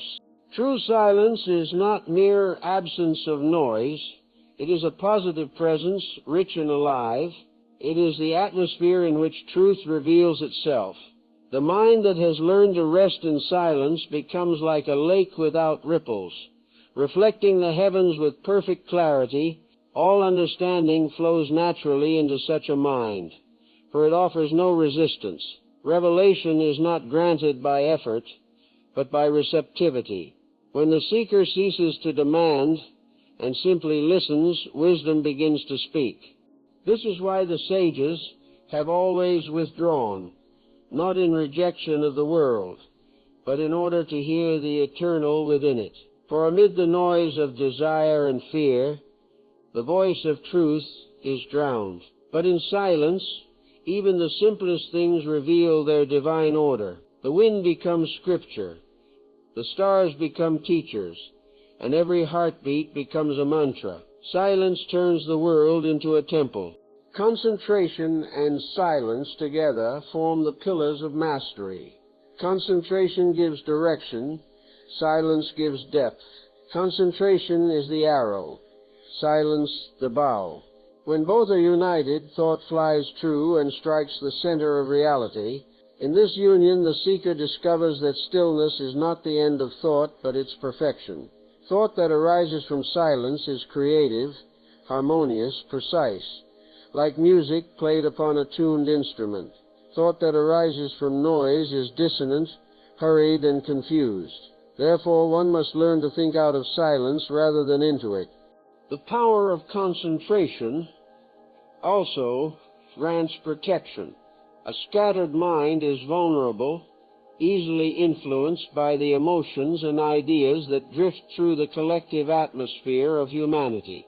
But a concentrated mind, centered in silence, becomes a fortress. It is unaffected by external vibrations. It radiates rather than absorbs. Such a mind moves through the world as a calm center of order. Its very presence harmonizes the surrounding chaos, as a single candle dispels darkness without struggle.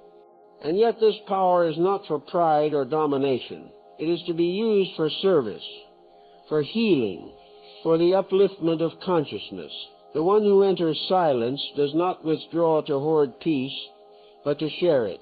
For silence overflows, it cannot remain self-contained. Its nature is to radiate, to bless, to heal. The deeper the silence within, the greater its outward compassion. Thus, concentration and silence are not escape, but preparation. Preparation for the transformation of thought itself, for the alchemy by which negative and discordant thinking is turned into light.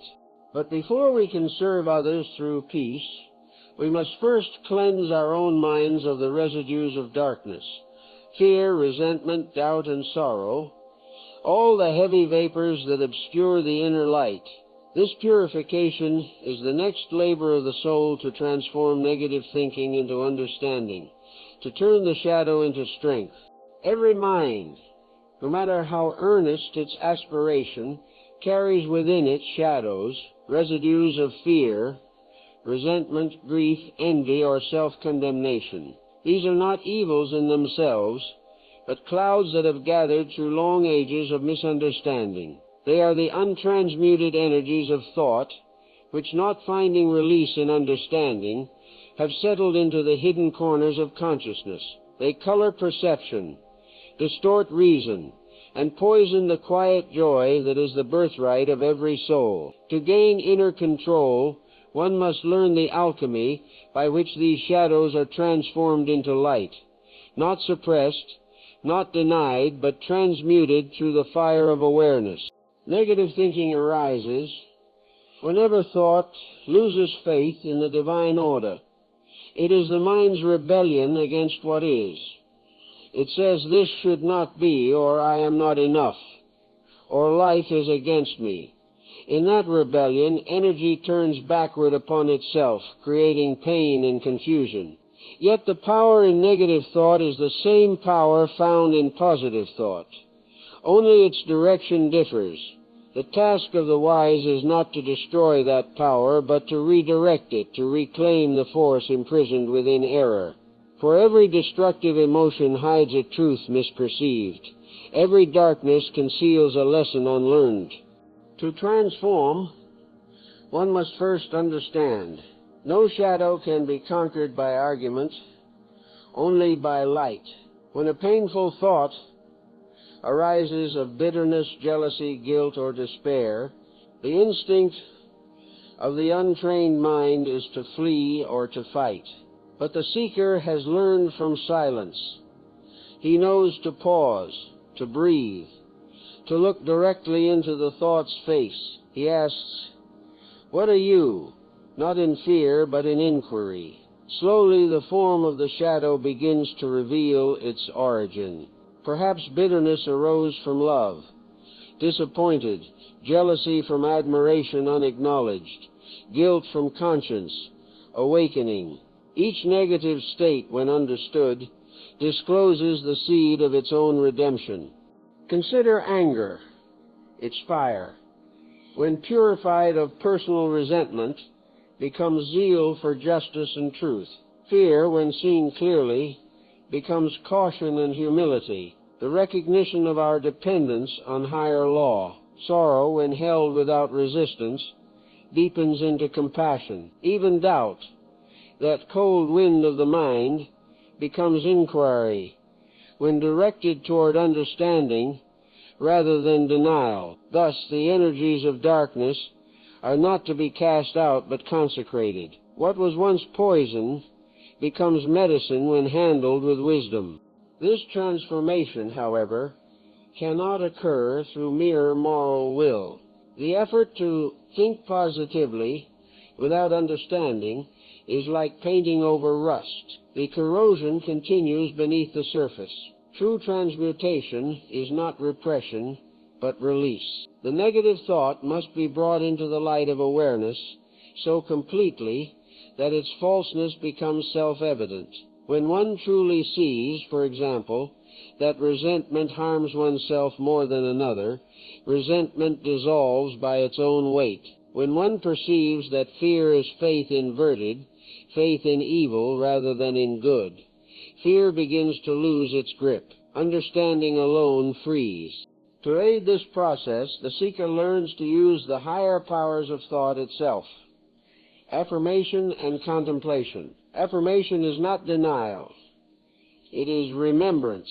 When darkness arises, the soul does not say, "This is not here," but rather, "Even here, light is present." It affirms the reality of harmony beneath the appearance of discord. Through quiet repetition, such truth begins to reorient the mind. But the affirmation must be felt, not merely spoken. It must come from the heart that knows, not the lips that hope. For words without conviction are like arrows without bows. They travel no distance. Contemplation goes deeper still. It does not battle with the negative, but absorbs it in understanding. Suppose sorrow weighs upon the heart. Contemplation sits with it silently, without naming, without seeking to escape. In that stillness, the sorrow unfolds its meaning. It shows its cause, its necessity, its hidden beauty. What was pain becomes revelation. Thus the very energy that once bound the soul now enlightens it. This is the secret of all spiritual alchemy, to change darkness into light through the heat of awareness. In this work, patience is essential. The mind has been accumulating shadows for lifetimes. They will not all vanish at once. Some will reappear in subtler forms, testing the depth of understanding. But each time they are met with awareness, their hold diminishes. Eventually, negative thinking loses its foundation, for it can no longer find belief to sustain it. The mind, once its own tormentor, becomes a companion in healing. It is also helpful to remember that the negative is never entirely personal. Humanity as a whole breathes an atmosphere of collective fear and grief.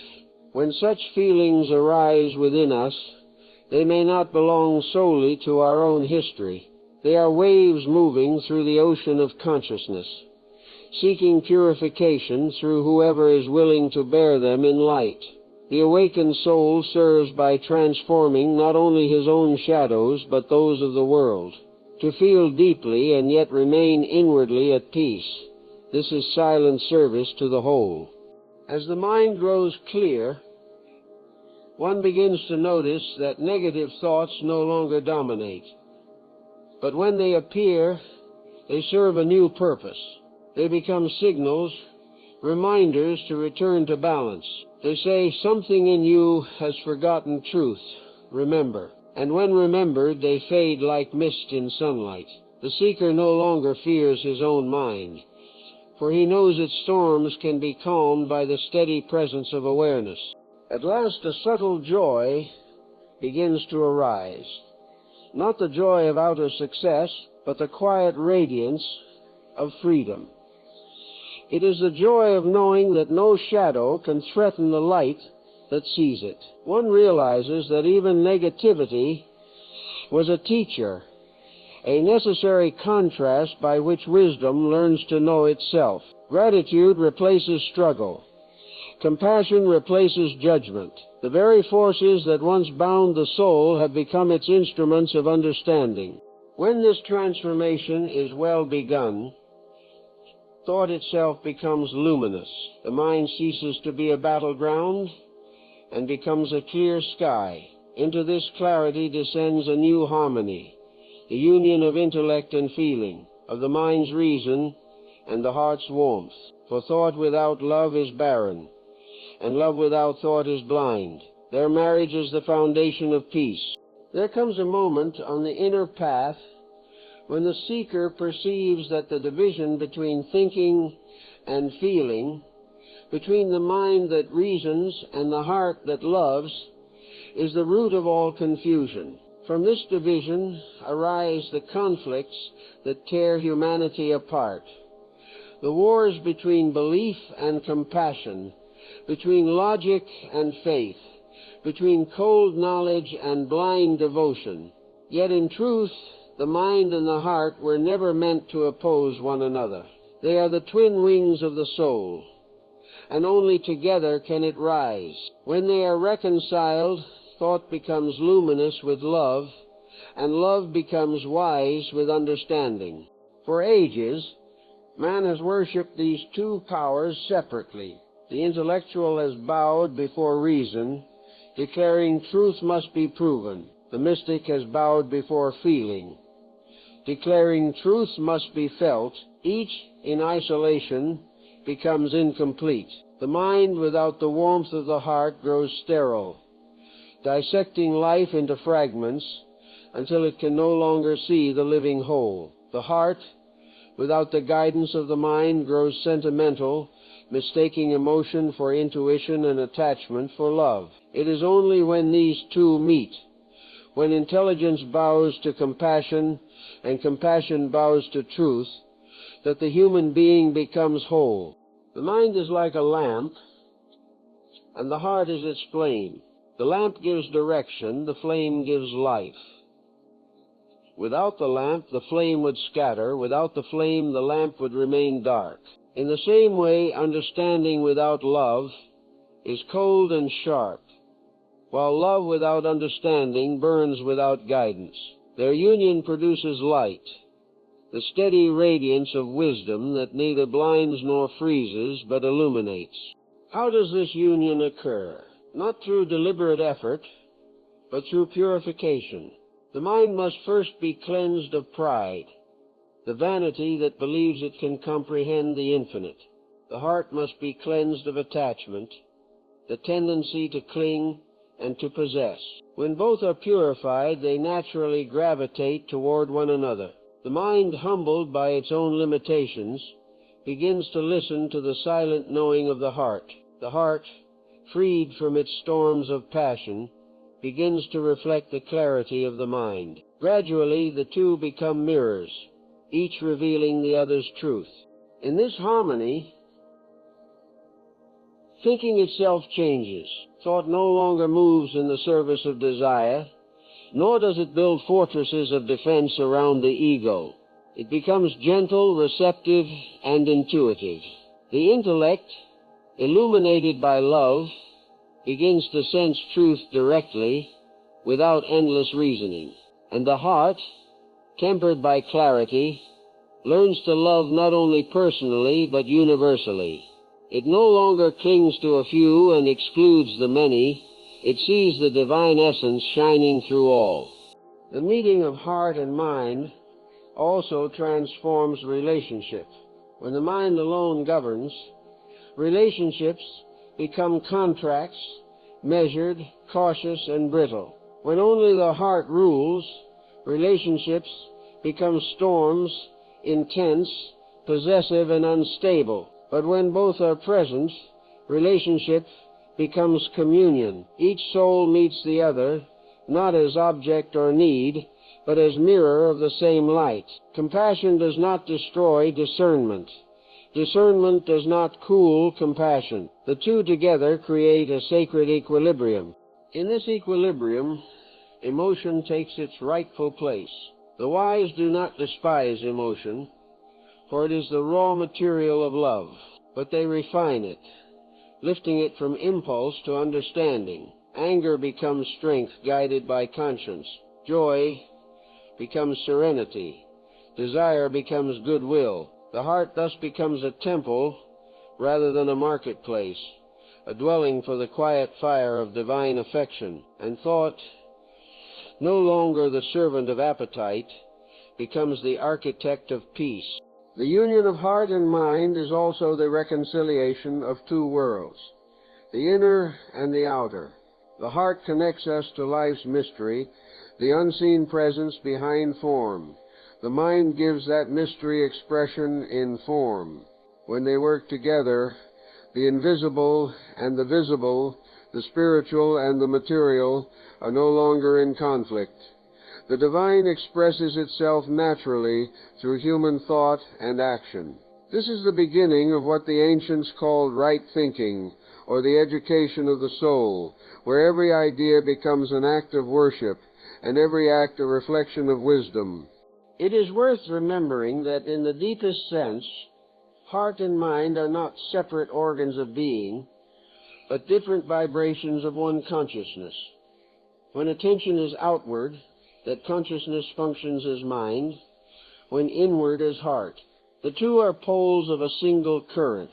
The art of union is therefore the art of balance, holding awareness at the center where both currents meet. In that still center, thinking and feeling merge into one luminous knowing. The fruits of this union are peace, simplicity, and joy. Peace because conflict within has ended. Simplicity because duality has dissolved. Joy because love and truth are one life. From this state, conduct becomes naturally right, without struggle or calculation. The person no longer asks, "What should I do?" For intuition and reason speak with the same voice. The law of the soul and the law of the mind are reconciled. This is integrity, the wholeness that restores power to thought. The world suffers because this union is rare. Nations think without feeling, and so they destroy. Crowds feel without thinking, and so they follow blindly. Only when enough souls unite these powers within themselves will civilization find balance again. For outer peace cannot exist where inner division remains. Each person who achieves this harmony becomes a quiet center of healing in the collective mind of humanity. The union of heart and mind is the true marriage, the sacred alchemy through which the human becomes divine. When thought moves in rhythm with love, it becomes prayer. When love acts with the precision of thought, it becomes service. Out of their union is born the education of the soul, that long apprenticeship by which thought itself is refined into virtue, and life becomes a classroom for truth. And so, having seen how heart and mind together form the foundation of wisdom, we now ascend to the next stage. How the practice of right thinking, noble, sincere, and disciplined, becomes the very education of the soul, shaping character into the likeness of divine order. When heart and mind have met in harmony, the soul begins its true education. Before this union, learning is of the intellect only, the accumulation of knowledge, the refining of opinion, the pursuit of cleverness. But when thought is purified by love, and love enlightened by reason, learning becomes transformation. The soul no longer seeks to decorate itself with knowledge. It seeks to become knowledge. It no longer gathers ideas merely to store them, but to embody them through conduct, to live truth until truth becomes nature. This is the education of the soul, the slow, sacred process by which thought matures into wisdom, and wisdom into character. The world has many schools that teach how to think, but few that teach how to think rightly. Right thinking is not merely logical thinking. Logic can be flawless, and yet untrue, for it may proceed from false premises, from ignorance, fear, or pride. Right thinking arises from a mind attuned to reality, guided by the harmony of conscience. It is not a trick of reasoning, but a moral art, grounded in the awareness of divine law. It asks not merely, is this consistent, but is this good? Is this kind? Is this in harmony with the highest truth I know? Such questions elevate thought from cleverness to clarity, from argument to understanding. In the school of life, every experience is a lesson, every relationship a teacher, every challenge an examination of integrity. Right thinking interprets each of these not as accident, but as curriculum. When pain comes, the undisciplined mind protests. The trained mind inquires, what truth does this pain conceal? When pleasure comes, the unwise mind clings. The wise one asks, what virtue is being revealed through this joy? In this way, thought transforms all experience into education. There is no waste, no failure, only the continuous unfolding of understanding. Right thinking requires humility. The mind must admit that it does not yet know, that each judgment may conceal a deeper truth unseen. In this humility, thought becomes receptive to guidance from the soul. Insight then arises not from argument, but from stillness, not from pride, but from reverence. The student of the soul learns to think in silence, to let intuition illuminate reason, and reason articulate intuition.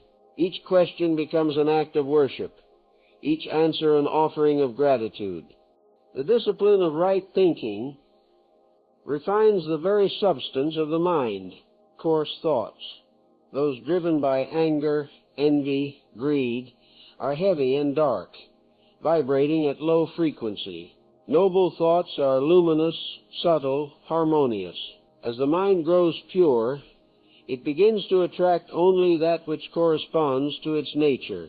The company one keeps, the circumstances one meets, the inspirations that visit, all begin to reflect the inner quality of thought.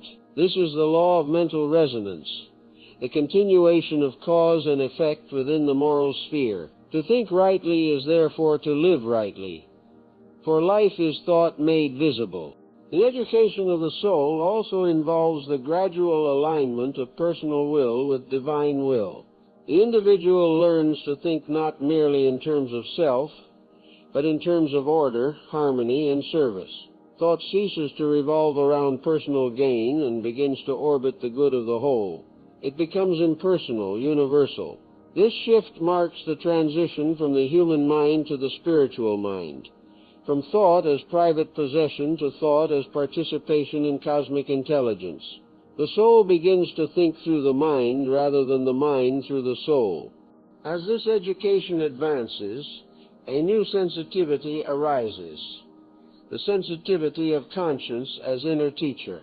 Conscience is not a voice imposed from without. It is the echo of divine law within consciousness. When thought deviates from harmony, conscience stirs with unease. When it aligns, peace follows. Thus, peace becomes the proof of truth. The wise test their thoughts not by argument, but by their fragrance.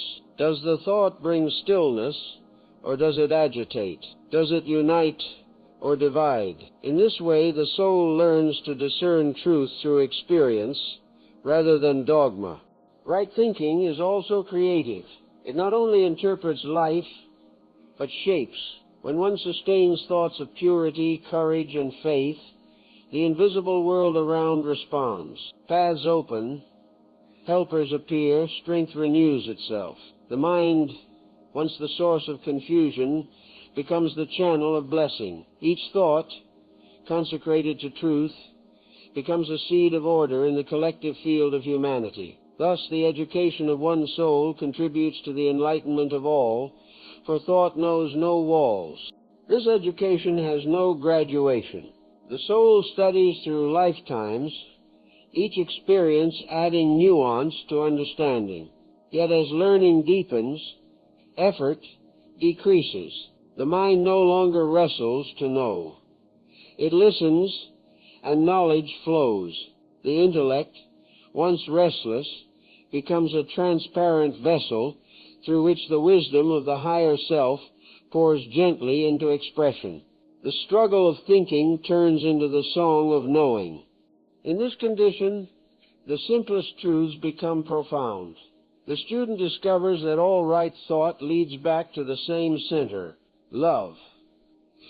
Not the sentiment that clings, but the intelligence that harmonizes all opposites. To think rightly is to think lovingly, for love is the mind's highest form of accuracy. It perceives the unity beneath difference, the good hidden in apparent evil, the purpose concealed within pain. When thought reaches that height, it becomes prayer without words, worship without ritual. Such thinking is rare in the world, yet it is the need of the hour, for the collective confusion of humanity will not be healed by arguments, but by clarity joined with compassion, by minds educated in the school of the soul. Every individual who attains right thinking becomes a lamp to many, radiating quiet wisdom that steadies the minds of others. The reform of the world begins not in systems, but in single thoughts made pure and steadfast. And as the soul continues its education, thought ripens into conduct. Understanding must become embodiment, for wisdom unrealized in action remains incomplete. The next step, therefore, is not only to think rightly, but to live rightly, to master the art of balance in all actions and circumstances, to translate mental harmony into the very rhythm of daily life. When thought has been educated by truth and refined by love, the soul begins to approach the great serenity, the stillness that is not the absence of movement, but the balance of all movements held in harmony. This serenity is the flowering of mental equilibrium, the quiet mastery by which life is lived from the center rather than the circumference. It is the condition of the wise, the state in which outer events may change like seasons, yet the inner sky remains clear and untroubled. To reach this state is not to withdraw from life, but to dwell in it with the composure of one who knows that every wave upon the sea obeys the same law that holds the stars in order. Mental equilibrium begins with understanding the law of polarity that governs all things. Every experience contains its opposite joy and sorrow, gain and loss, praise and blame, birth and death. The mind, when untrained, is thrown endlessly between these poles, pulled first to delight and then to despair. It calls one good, the other evil, and in so doing loses its peace. But when understanding ripens, the seeker perceives that these opposites are not enemies, but complements, the rhythm through which life reveals itself. Day and night ebb and flow, inhale and exhale, all are necessary to the breathing of the cosmos. To live in equilibrium is to see beyond the opposites into the balance that sustains them. The balanced mind neither clings nor resists. It welcomes what comes, not with indifference, but with understanding. It knows that each event has purpose. Each encounter, pleasure is not sought for its own sake, nor pain rejected in fear, for both are recognized as instruments of education. The soul learns from both the melody and the silence between the notes. This acceptance is not fatalism, but trust, the faith that divine order prevails, even when the form of it is hidden. Such trust cannot be forced. It arises naturally from insight.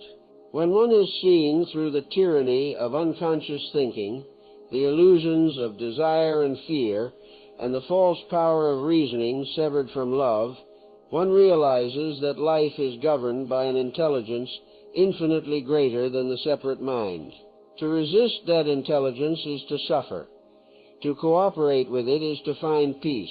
Thus the secret of equilibrium lies in alignment, in living from the center of awareness rather than from the restless edge of personality. The one who lives in this balance becomes like a tree rooted deeply in the earth.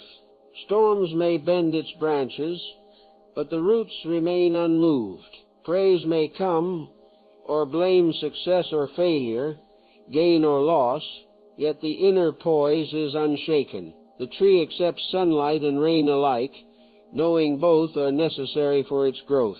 So the balanced mind accepts the alternating experiences of life, using each to deepen understanding. It does not depend on outer stability for inner peace, for its peace arises from within, from that still center which no event can touch.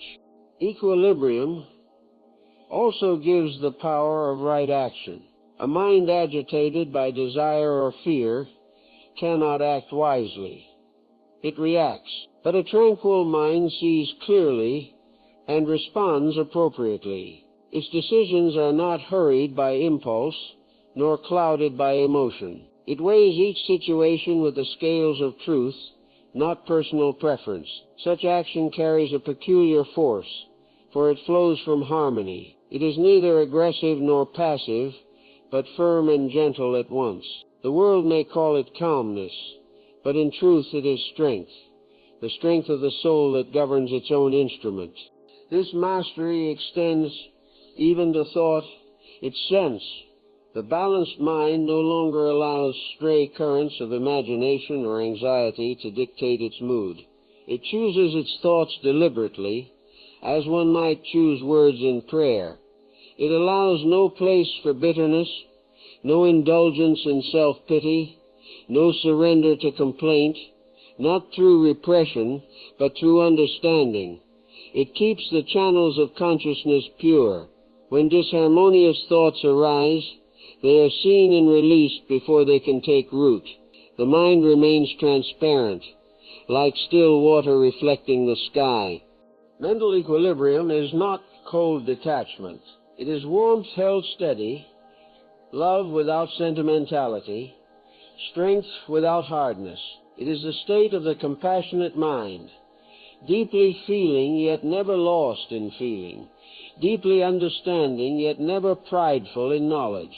Such a mind is a refuge to all who approach it, for it radiates peace silently without demand or assertion. Its mere presence brings order to confusion, for it carries the vibration of harmony.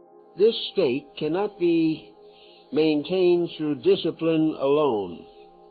It must become natural, spontaneous, effortless. When one has lived long in awareness, balance ceases to be something to achieve and becomes one's very nature.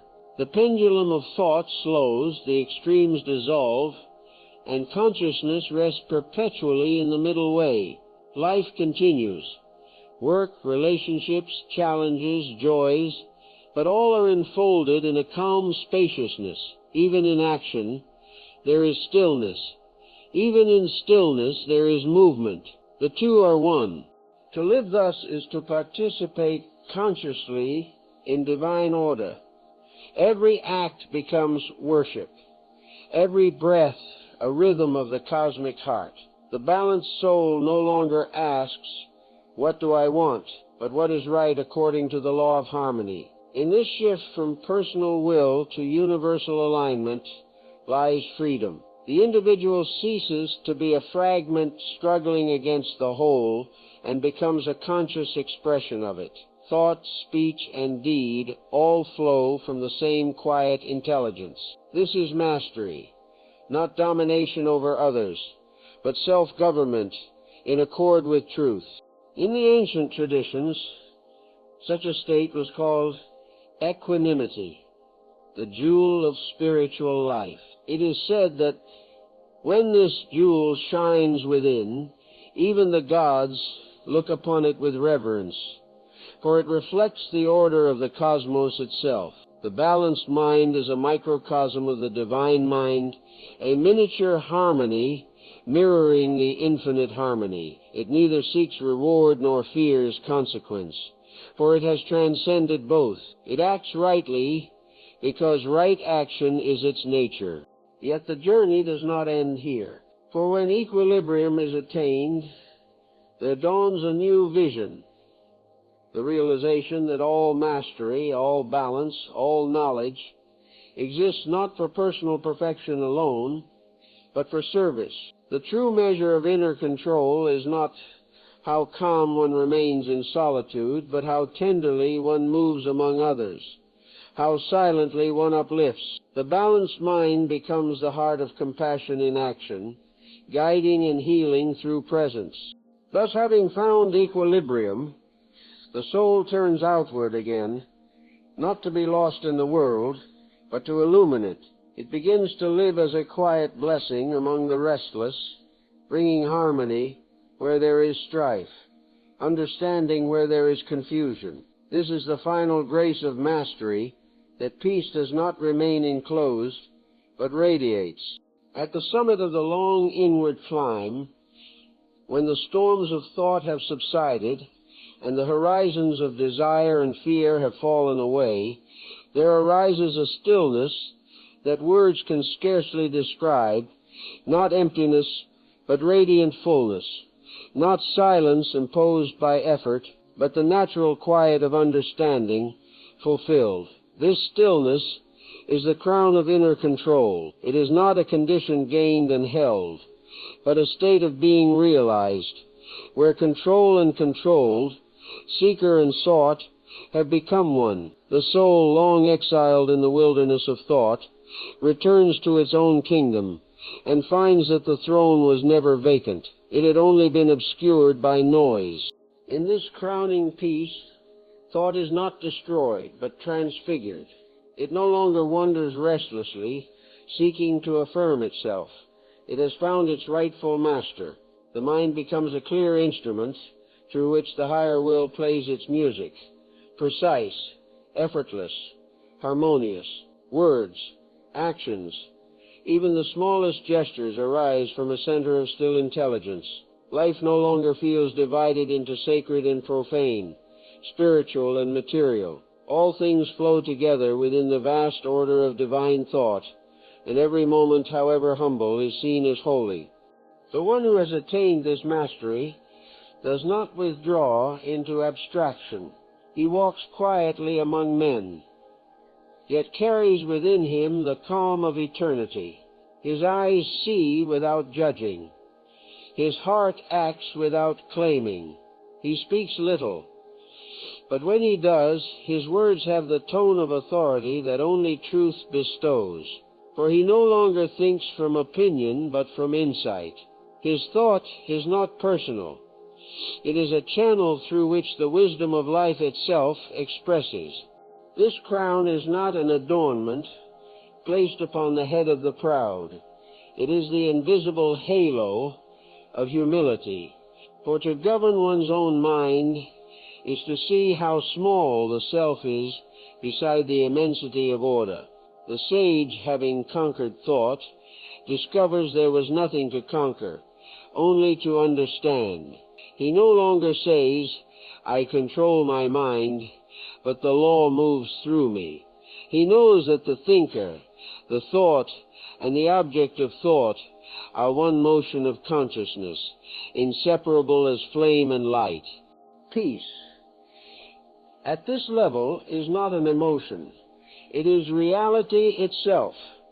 It is the foundation beneath all experience, the unchanging presence in which all things arise and pass away.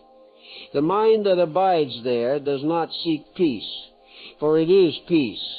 The waves may rise upon the surface of life, responsibilities, losses, joys, the ceaseless changes of form, yet the depth remains unmoved. This is the stillness the mystics call the peace, that passeth understanding, because it is not the opposite of unrest, but the cessation of opposites altogether. In this realization, freedom and responsibility become one. The liberated mind does not abandon duty, for it sees duty as expression of order. It works diligently, not from compulsion, but from joy in the law. It serves without expectation of reward, for service itself is fulfillment. Having mastered the inner world, it sees no division between itself and others. Every heart is recognized as the same light shining through different veils. Compassion ceases to be an effort. It becomes spontaneous, the natural fragrance of understanding. This state cannot be described as happiness, for happiness depends on conditions. It is closer to serenity, a joy that has no cause, a quiet radiance that endures through all change. Even sorrow, when it comes, glows with this serenity, for it too is seen as movement within the same divine rhythm. The mind no longer demands explanation for each event, for it knows that life's meaning lies not in the details of circumstance, but in the wholeness that contains them. The crown of inner control is not worn. It is lived. It expresses itself through gentleness, patience, simplicity. The wise one does not seek to teach through many words, but through presence. He becomes a living symbol of balance, reminding others, not by command, but by example, that peace is possible even in the midst of turmoil. His calmness is not indifference, but understanding. His silence is not emptiness, but listening. Through him the world glimpses its own forgotten order. In such a life, gratitude flows continually. Gratitude not only for pleasure, but for pain. Not only for success, but for struggle. Not only for love received, but for love given. For the master of thought sees all experience as the unfolding of a single purpose, the revelation of truth. Even the smallest act becomes worship, the simplest duty a form of prayer. Thought, once restless and proud, now kneels in devotion before the mystery it sought to understand. And in that humility, the circle of the path is complete. From confusion to clarity, from bondage to freedom, from noise to silence, this has been the journey of mind into itself. Yet it is not an end, but a beginning. For when the soul abides in peace, it becomes a vessel for a greater work, the quiet redemption of the world through example. The one who has found inner control need not preach. His very being is instruction. He moves through life as harmony moves through music, unseen yet felt by all who listen. In the vast stillness of realization, one understands that control was never truly about domination, but about alignment. The goal was never to rule thought by force, but to return it to its divine rhythm. Thought in its purest form is the voice of spirit. To think rightly, to think quietly, to think with love. This is to participate in creation itself. For every true thought, born of silence and guided by compassion, sustains the harmony of the universe. And so the crown of inner control is not a possession, but a participation. A life lived in accord with eternal order. The seeker who once struggled with his own mind now rests as its luminous center, and through that stillness he blesses all beings. He has discovered the royal secret of existence, that the power which governs the stars and the thoughts of men is one and the same. The silent, intelligent love that is God in all. Here the lecture falls silent. Words have led us to the edge of the wordless, and there they must bow. For beyond this, the truth is not spoken, but lived, in stillness, in simplicity, in peace.